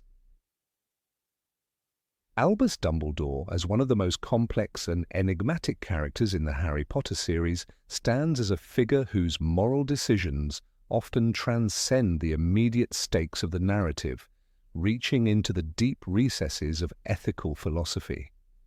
While the films have undeniably captured the grandeur of his wisdom and leadership, they often gloss over the intricate, sometimes painful, moral dilemmas that Dumbledore faces throughout the books. One of the clearest distinctions between the books and the films is the way they approach Dumbledore's handling of these dilemmas, particularly those that involve Harry, Severus Snape, and the looming threat of Voldemort. His role as a mentor to Harry, the boy who would eventually have to destroy Voldemort, becomes a study of the burden of wisdom and the heartbreaking choices that come with it. Dumbledore's complex relationship with Severus Snape offers one of the clearest examples of moral ambiguity in the series. In Harry Potter and the Half-Blood Prince, Dumbledore's decision to trust Snape, despite the latter's dark past and his connection to Voldemort, shows a profound moral gamble. Dumbledore knows of Snape's role in the death of Harry's parents, but also recognizes that Snape's love for Lily Potter and his resulting hatred for Voldemort has led him to make a difficult pledge to protect Harry. This is a choice that, at first glance, seems foolish, even reckless to those around him. Harry himself cannot understand why Dumbledore continues to place so much trust in Snape, especially when the latter seems to be a constant threat. However, Dumbledore's understanding is rooted in a long-term vision that Harry cannot yet see. In the books, this relationship is explored with great depth, a constant tug-of-war between immediate distrust and a larger, more important goal, the ultimate defeat of Voldemort. The films, on the other hand, portray Dumbledore's trust in Snape as simply a plot point, an external trust that is not fully explained. This omission drastically reduces the moral complexity of Dumbledore's decisions. The films have to condense vast philosophical themes into a shorter time frame, and as a result, many of the nuanced discussions about Snape's true allegiance and Dumbledore's motivations are lost. Dumbledore's actions, telling Harry to trust Snape even as Harry's emotions are in turmoil, seem almost simplistic on screen. But in the books, it is clear that this decision is laden with moral weight. Dumbledore is not just saving Harry from Voldemort, he is saving Snape from the torment of his past decisions. He is gambling on redemption, on a future that only he can foresee, even if the cost is his own life. One of the key moments where Dumbledore's philosophy is made most apparent is his decision regarding Harry's fate in Harry Potter and the Deathly Hallows.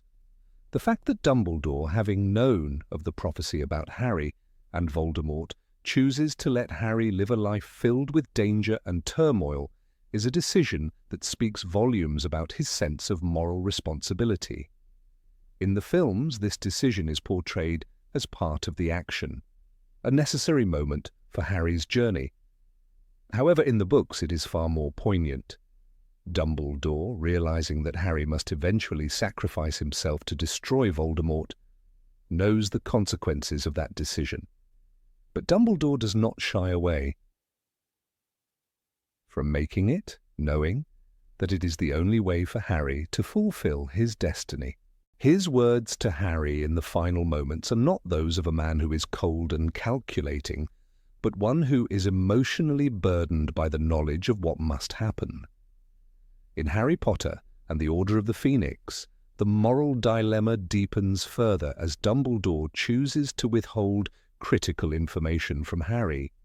He knows that Harry must confront Voldemort and that he is the key to Voldemort's downfall, but he withholds the full truth to protect Harry's well-being. This decision, although made with the best of intentions, is controversial, and it deeply affects Harry, who feels increasingly isolated from the very mentor he trusts. Dumbledore's reasoning is clear. He fears that if Harry knew too much too soon, it would break him before he is ready to face the final confrontation. However, this decision is ultimately fraught with ethical consequences. The films show Dumbledore as a figure of immense power, but they do not explore the moral toll that these decisions have on him. The books, however, reveal a man deeply tormented by the knowledge of what must come. His actions are those of a reluctant general choosing what he believes to be the lesser evil in a world already ravaged by war and uncertainty. The films also skip over one of Dumbledore's most critical moments: his understanding of the importance of free will in shaping the outcome of the war against Voldemort. It is here that the complexity of Dumbledore's moral code shines through most vividly. He understands that he cannot dictate Harry's every move, nor can he shield him from every painful reality. Instead, he gives Harry the agency to make his own decisions. When Harry learns of his own potential death, it is not because Dumbledore has forced him into it, but because Harry chooses it as the only way to ensure Voldemort's destruction. The decision to sacrifice himself is Harry's alone, but it is Dumbledore's guidance. the lessons he imparted about trust, loyalty, and bravery that lead Harry to that conclusion. In contrast, the films do not delve into the long process of Harry's internal struggle as much as the books do. The emotional depth and moral weight of his decision to walk into the Forbidden Forest, ready to die, is reduced in the film, as the focus shifts towards action and visual spectacle. Dumbledore's role as a moral guide is more peripheral in the films, whereas in the books, his influence is central. This difference in focus diminishes the importance of his mentoring, which in the novels is portrayed not as mere guidance, but as a fundamental shaping force in Harry's moral development. The films, concerned with pacing and visual impact, often simplify Dumbledore's wisdom into just another plot device. However, the most significant moment where the moral difference between the books and the films becomes painfully clear is in Dumbledore's death. In the books, Dumbledore's death is not merely an end to his life, but a culmination of the moral sacrifices he has made. His death is the result of a carefully crafted plan, a plan he set in motion long before his death, with the belief that Snape would be the one to end his life.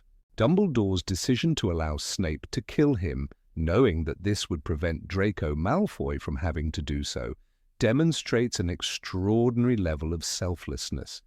In the films, this scene, while powerful, lacks the same emotional and philosophical weight. The books, through their detailed exploration of Dumbledore's inner thoughts, show a man who has come to terms with the necessity of his own death for the greater good. The films focus on the external events, but do not fully capture the internal reasoning that drives Dumbledore's actions. Ultimately, Dumbledore's decisions are ones that he makes with the full knowledge of the consequences. His moral strength lies not in his ability to avoid making hard choices, but in his willingness to make them, even when the pain of those choices is nearly unbearable. The films, while beautifully capturing his grandeur and wisdom, often fail to convey the personal cost of his actions. The books, by contrast, reveal a Dumbledore who is a flawed but deeply moral leader, one whose choices, despite their painfulness, are always made with an eye toward the greater good. In this way, Dumbledore's moral dilemmas stand as some of the most profound moments in the series, showing that true wisdom is not about having all the answers, but about being willing to live with the consequences of the choices one makes. Number 20. Albus as the Wise Seer. Albus Dumbledore was more than the headmaster of Hogwarts. He was a man who seemed to live half in the present and half in the future. His wisdom extended beyond intelligence, beyond knowledge, into something that felt prophetic. In J.K. Rowling's books, Dumbledore often appears to see the invisible threads connecting one moment to another, and his decisions, even the smallest ones, ripple across the story like deliberate moves in a game of cosmic chess. This prophetic quality of his character is one of the most fascinating differences between the books and the films. While the films portray him as a brilliant but sometimes eccentric mentor, the literary Dumbledore is something deeper, a seer who understands not what will happen, but how choices make it happen. When Dumbledore tells Harry, "It is our choices, Harry, that show what we truly are, far more than our abilities," he is not simply teaching a moral lesson, he is guiding him toward the understanding that destiny is not fixed. In the books, this line echoes again and again through Harry's journey, especially in the way he resists the path laid before him by prophecy.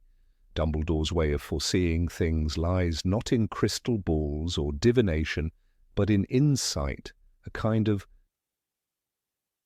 moral foresight. He understands people so completely that he can predict their actions, and through that understanding, he manipulates events toward a greater good. The films touch on this, but they rarely show the full scope of his foresight, his painful awareness of what must happen for evil to be defeated. The Dumbledore of the book sees patterns where others see chaos. He knows that Tom Riddle's obsession with immortality will be his undoing. He suspects, even before anyone else, that the diary Harry finds in Chamber of Secrets is not just a cursed object, but a fragment of Voldemort's very soul. His investigation into Voldemort's past, his visits to the orphanage, his gathering of memories, are not acts of curiosity, but preparation. He tells Harry, understanding is the first step to acceptance, and only with acceptance can there be recovery. This is the statement of a man who believes that truth must be uncovered layer by layer, no matter how painful it is.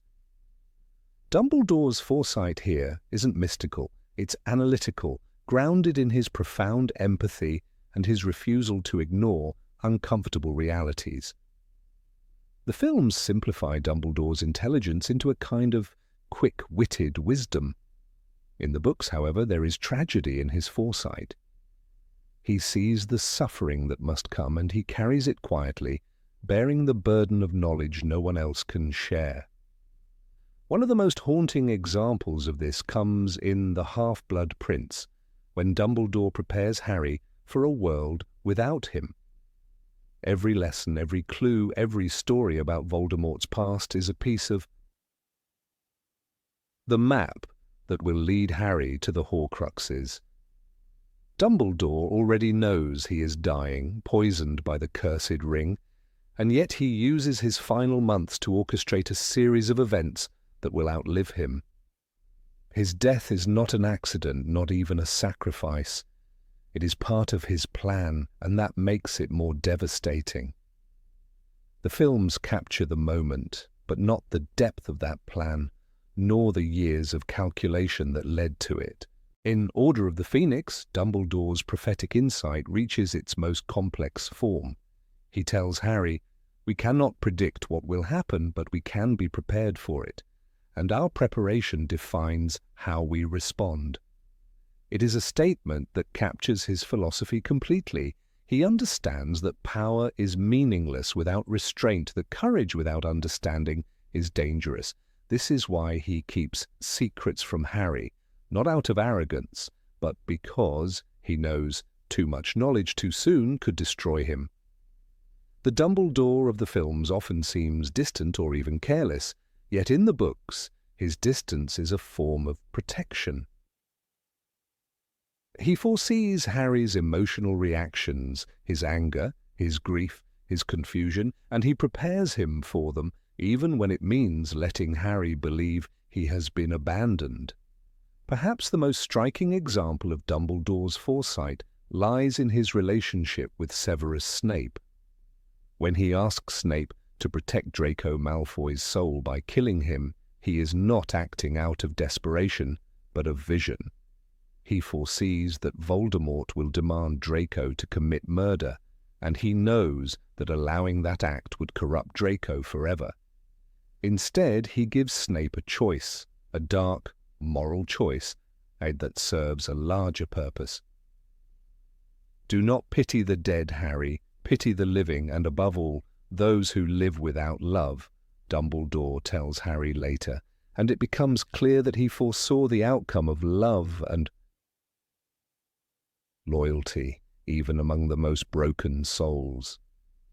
He knew Snape's love for Lily Potter would outlast his bitterness. He saw how that love would one day save Harry. This aspect of Dumbledore's character, his ability to foresee emotional truths, is what makes him a true prophet of the series. He does not predict lightning or death, he predicts hearts. He knows that Harry's compassion will make him stronger than Voldemort's hatred.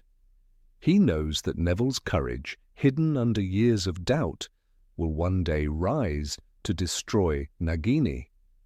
He even knows perhaps that his own mistakes, his youthful hunger for power, his complicity in his sister's death, will echo in his teachings to Harry. "Do not dwell on dreams and forget to live," he says, not to comfort, but to confess.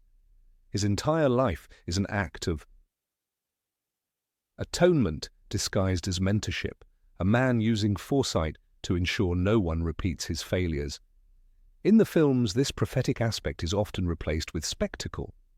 Dumbledore becomes a figure of command, raising his wand, dueling Voldemort, breaking through glass and fire. But in the books, his true power is internal. His mind is his battlefield. When he tells Harry about the prophecy, that neither can live while the other survives, he does not speak like a general briefing a soldier. He speaks like a philosopher facing the inevitable. "You are the one with the power to vanquish the Dark Lord," he tells him, but what he means is more profound. Only someone capable of self-sacrifice can undo the one who fears death. This is Dumbledore's greatest vision, not the vision of the future, but the vision of human nature. The more one studies Dumbledore in the books, the more his life feels like a long act of prophecy fulfilled by others. He never seeks glory because he already sees where glory leads.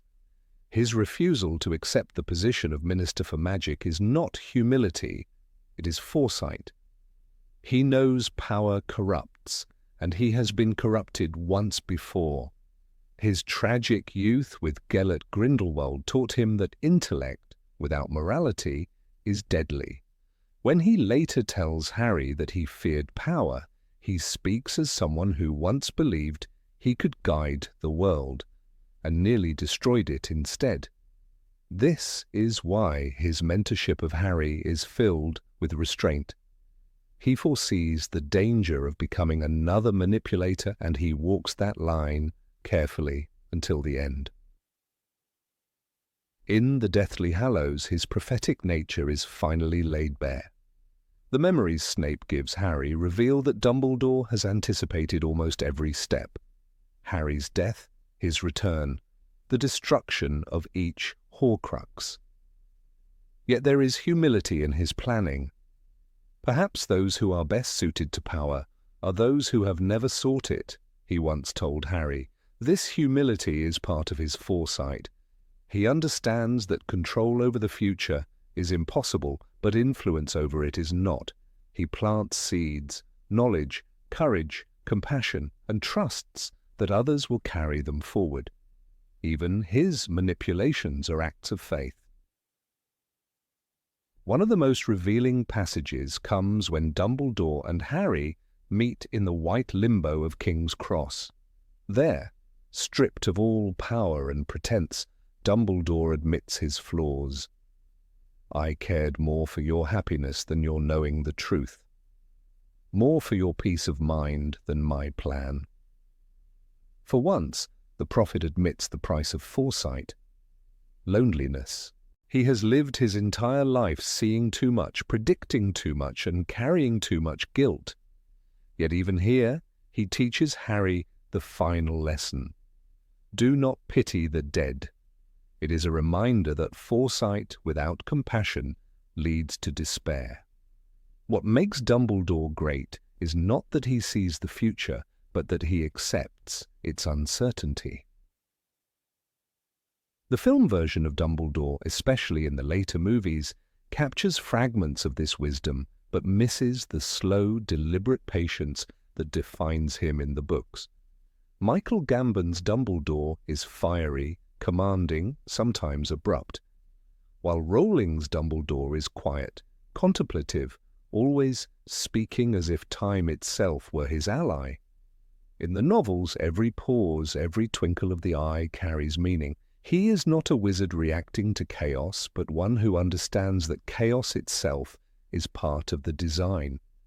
His foresight is not about power, but about timing, knowing when to act, when to wait, and when to let others make their own mistakes. Throughout the books, Dumbledore's prophecies are rarely literal. They are emotional truths disguised as advice. When he tells Harry, "To the well-organized mind, death is but the next great adventure," he reveals the core of his vision, that even death is not an end, but a transformation. This line, absent of its true weight in the films, captures his belief that the future is not something to fear, but to understand. Dumbledore's prophecies are born from acceptance, the acceptance that suffering teaches, that love redeems, that mistakes illuminate. He prepares others not to avoid pain, but to face it with wisdom. In the end, Dumbledore's power of foresight is not about magic at all. It is about perspective, a rare, painful awareness of how human hearts shape destiny. The books reveal this again and again, often in the quietest moments. When he leaves baby Harry on Privet Drive, knowing the hardship that awaits, when he trusts a broken man like Snape, when he withholds the truth so that Harry can find it himself. Every act is guided by his understanding of the balance between fate and choice. The future, as he says, is not given, it is built, painfully, beautifully, by every decision we make. Number 21, word for word, the art of communication. Albus Dumbledore was not merely a wizard of immense power, he was a master of language, the kind that could pierce through confusion and fear, reach into a person's soul, and remind them of their humanity.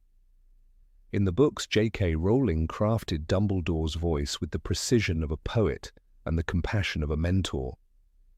Each word he spoke carried layers of meaning, never wasted, never random.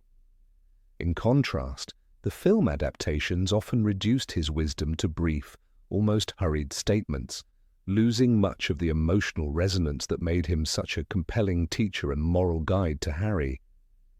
His ability to communicate, to understand the unspoken fears of others, was as magical as any spell he ever cast. In Harry Potter and the Half-Blood Prince, Dumbledore says something that captures his entire philosophy. When you talk to people, remember that behind words there is not only meaning, but also a heart. You can inspire or disappoint. The choice is yours. This quote, so simple yet profound, reveals what lies at the center of his character. The belief that language is not only a means of sharing information, but also a bridge between hearts. It is this bridge that Dumbledore uses to connect with Harry, Snape, and even Tom Riddle. He listens, and when he speaks, he chooses words that linger long after the conversation ends. In the books, this gift for communication defines his leadership style. Dumbledore never imposes authority through fear or force. Instead, he persuades through empathy and trust.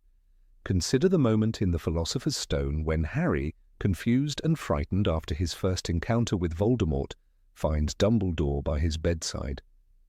The headmaster does not overwhelm him with long explanations or stern warnings. He simply says, "It does not do to dwell on dreams and forget to live." The sentence is brief, yet it echoes with the wisdom of experience, gently guiding Harry away from obsession and self-pity. In the film, however, this scene feels hurried. The emotional intimacy between mentor and student is lost in the need to move the plot forward. Rowling's Dumbledore often uses humor as a rhetorical shield. His eccentric remarks and peculiar turns of phrase are not meant to confuse, but to test and teach. When he announces at the start of term feast, "Nitwit, blubber, oddment, tweak," it is not simply nonsense, it is a playful reminder to young witches and wizards that intelligence and seriousness are not the same as wisdom. His humor disarms his audience, lowers their defenses, and invites them to listen without fear. In the films, this subtle playfulness is replaced by a sterner, more commanding tone, turning Dumbledore from an enigmatic mentor into a traditional authority figure. His conversations with Harry in the later books are some of the most emotionally layered dialogues in the entire series. In The Order of the Phoenix, when Harry's anger boils over after Sirius's death, Dumbledore's words become both confession and comfort. I cared more for your happiness than your knowing the truth, more for your peace of mind than my plan. This moment reveals his vulnerability, his recognition that even wisdom has limits. It is not the speech of an all-knowing sage, but of a man who understands the cost of silence and the pain of love. The films compress this complex confession into a short exchange, stripping it of its reflective depth. The art of Dumbledore's speech lies in rhythm and pacing. Rowling allows him pauses, moments of silence that give his words gravity. In the Deathly Hallows, when Harry meets him at King's Cross after dying, their conversation unfolds slowly, almost musically. Dumbledore says, "Do not pity the dead, Harry, pity the living, and above all, those who live without love." Each phrase builds on the last, rising to a gentle crescendo of moral clarity. In the film, the same words are spoken, but without the literary stillness that lets them breathe. The visual grandeur of the scene overshadows the emotional subtlety, and the viewer is left with the shell of the wisdom, not its soul. Dumbledore's verbal mastery also serves a strategic purpose. He uses words to defuse tension, to manipulate without malice, and to protect others from truths they are not ready to face. When he speaks to Cornelius Fudge, he chooses phrases so polished and calm that even his adversaries hesitate to contradict him. His manner of speech is his armor, unflappable, eloquent, deliberate. The films sometimes interpret this as coldness or aloofness, but in the books his restraint is a conscious act of diplomacy, the language of a man who knows that emotion, if unleashed recklessly, can destroy more than it heals. Perhaps the clearest example of Dumbledore's communicative genius lies in his interactions with Severus Snape. When Snape pleads for Lily Potter's protection, Dumbledore does not scold or humiliate him. Instead, he listens in silence and answers with a single, devastating question. After all this time? And Snape replies, "Always." This exchange, one of the most memorable in the entire saga, reveals how Dumbledore uses brevity as a form of revelation. His economy of words invites the other person to expose their deepest truth. The films reproduce this scene faithfully but fail to capture the emotional weight that Rowling builds through the preceding chapters. Dumbledore's quiet empathy, his understanding of Snape's guilt, his moral discernment. Dumbledore's relationship with words also extends to his teaching philosophy. He never lectures merely to demonstrate knowledge, he tells stories. His lessons are wrapped in metaphor, often allowing his listeners to arrive at their own conclusions. In the Chamber of Secrets, he advises Harry, "It is our choices, Harry, that show what we truly are, far more than our abilities." The line resonates because it's delivered as part of a conversation, not a decree. Harry is free to interpret it, to internalize it. The film presents the same line, but without the surrounding emotional build-up. The scene becomes inspirational rather than transformative.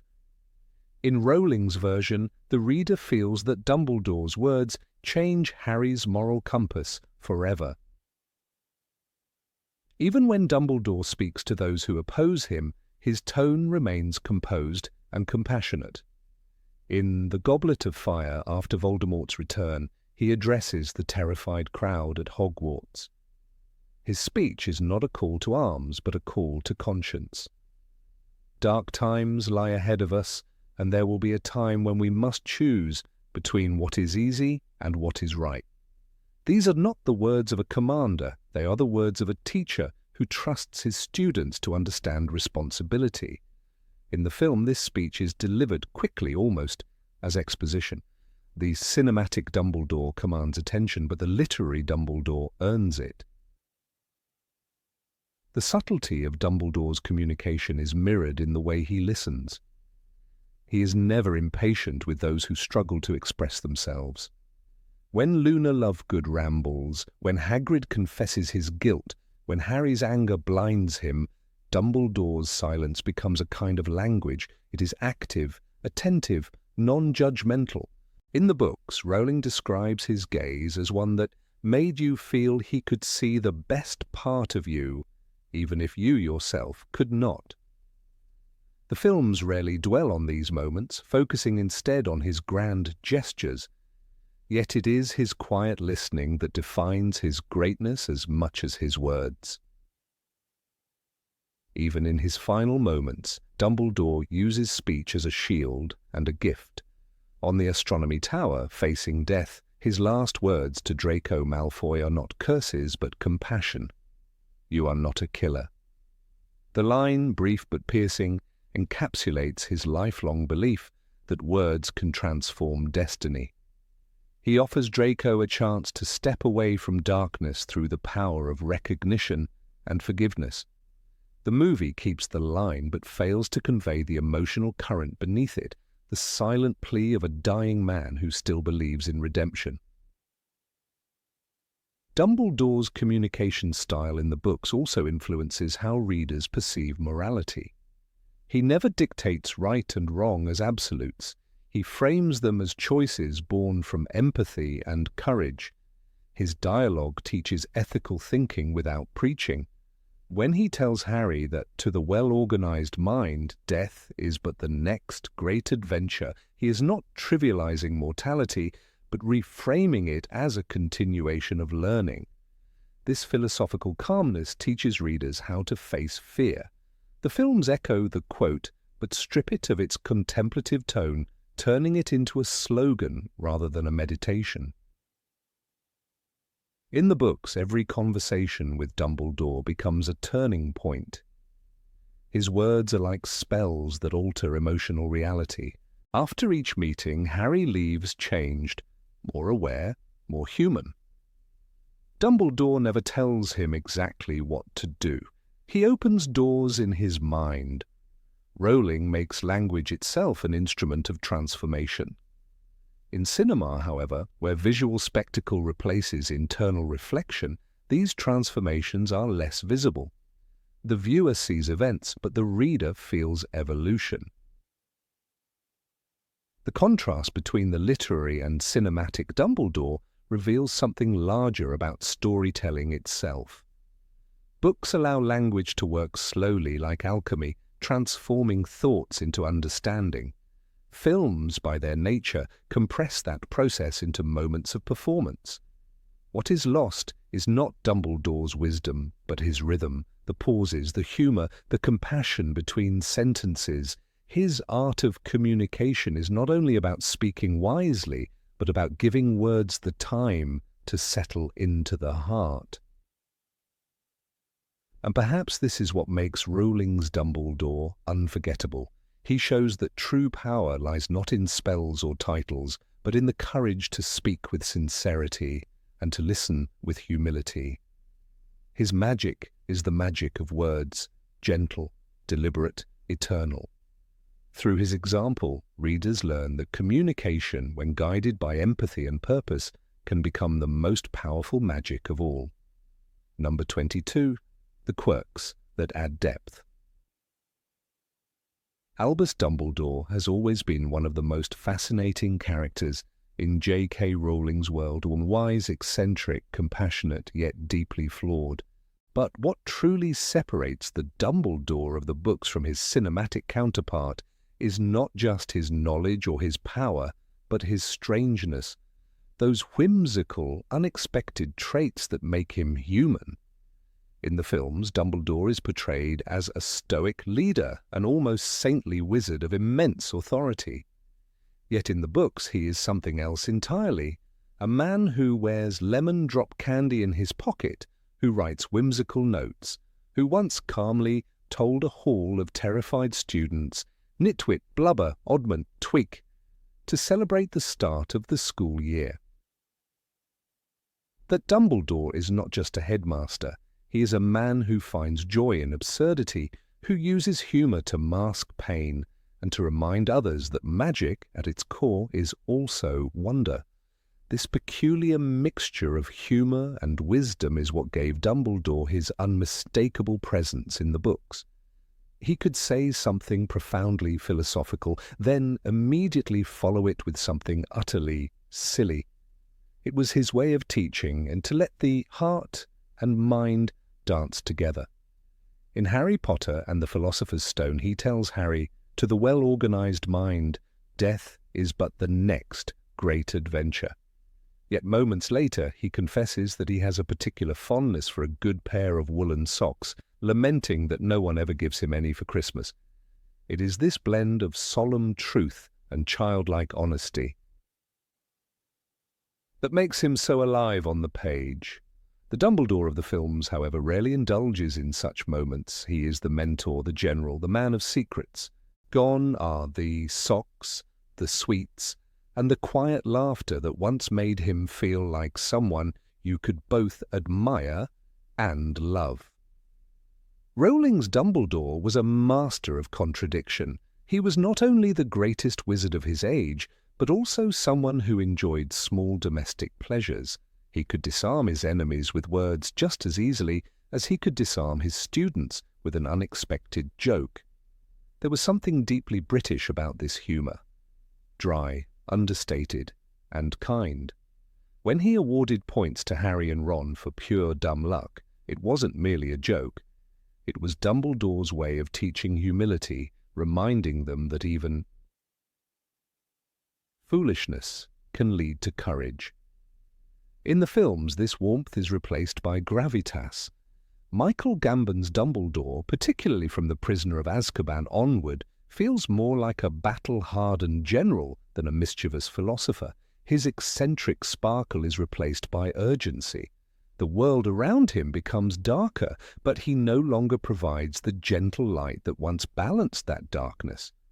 One of the most striking differences appears during the scene of the Mirror of Erist.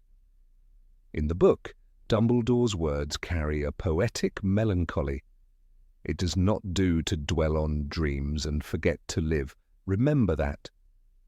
But the book also hints that Dumbledore himself once stood before that mirror, gazing at a vision of his lost family. The reader senses the quiet vulnerability beneath his calm wisdom. A man who understands longing because he has felt it. In the film, that scene becomes colder, more direct, more about advice than emotion.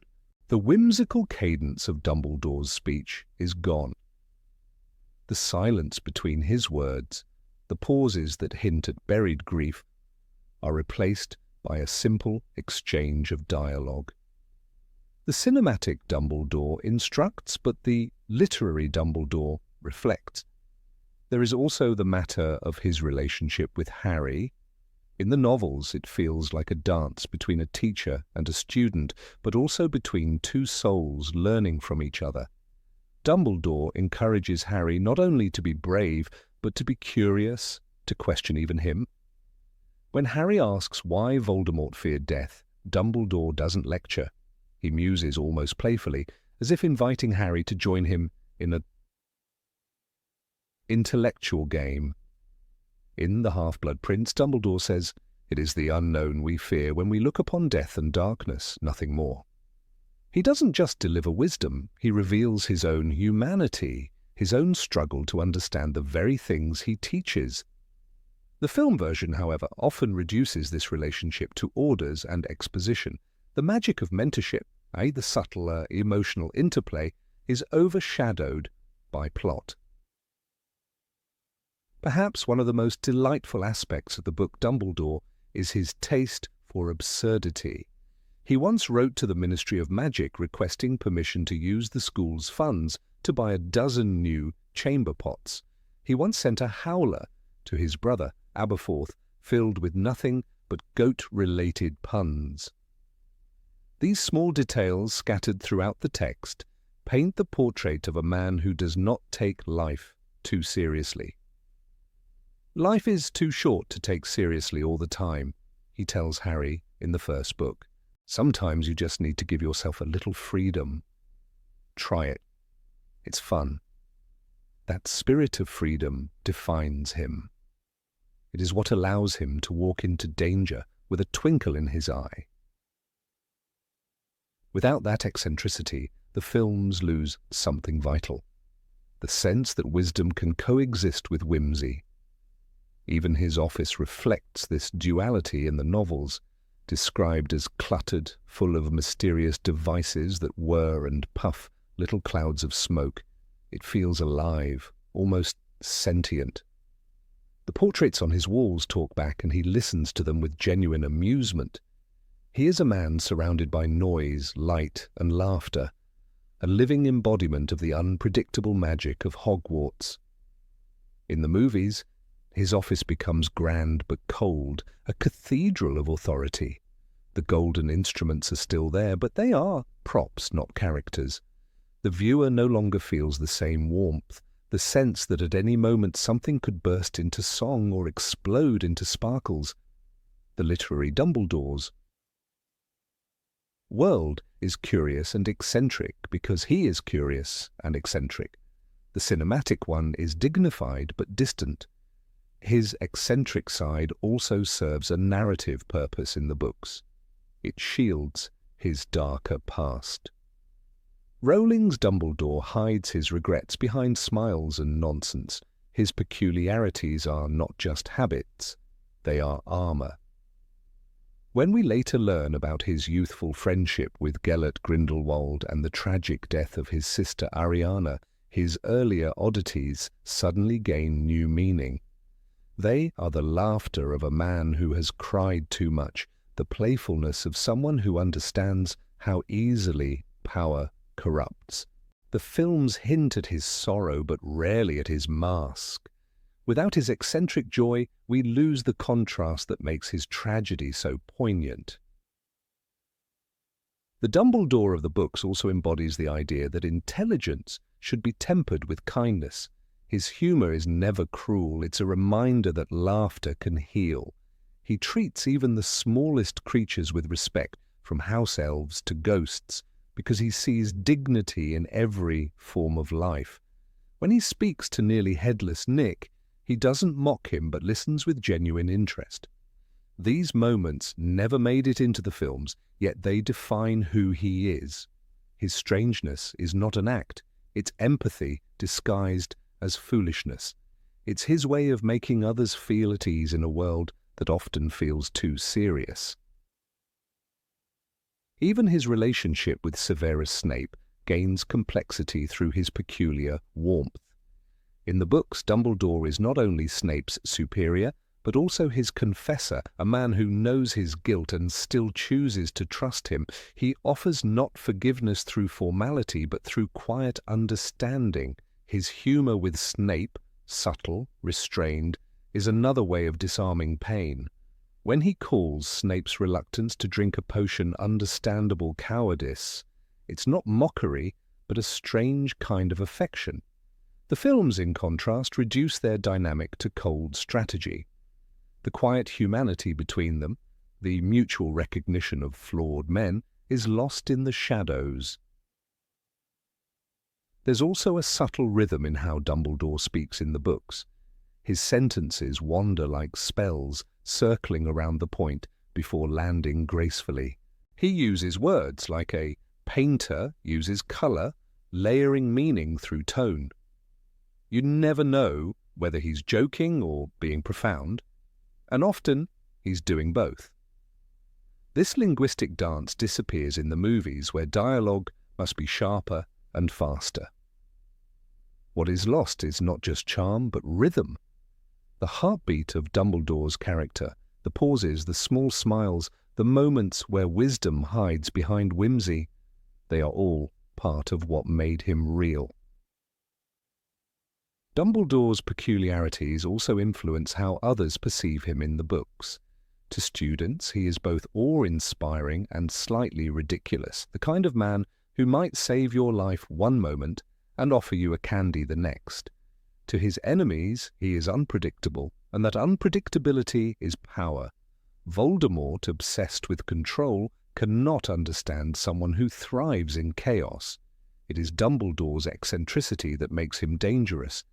In the films, this aspect of psychological cunning is barely visible. The movie Dumbledore fights evil with knowledge. The book Dumbledore fights it with joy, unpredictability, and an unshakable belief in love.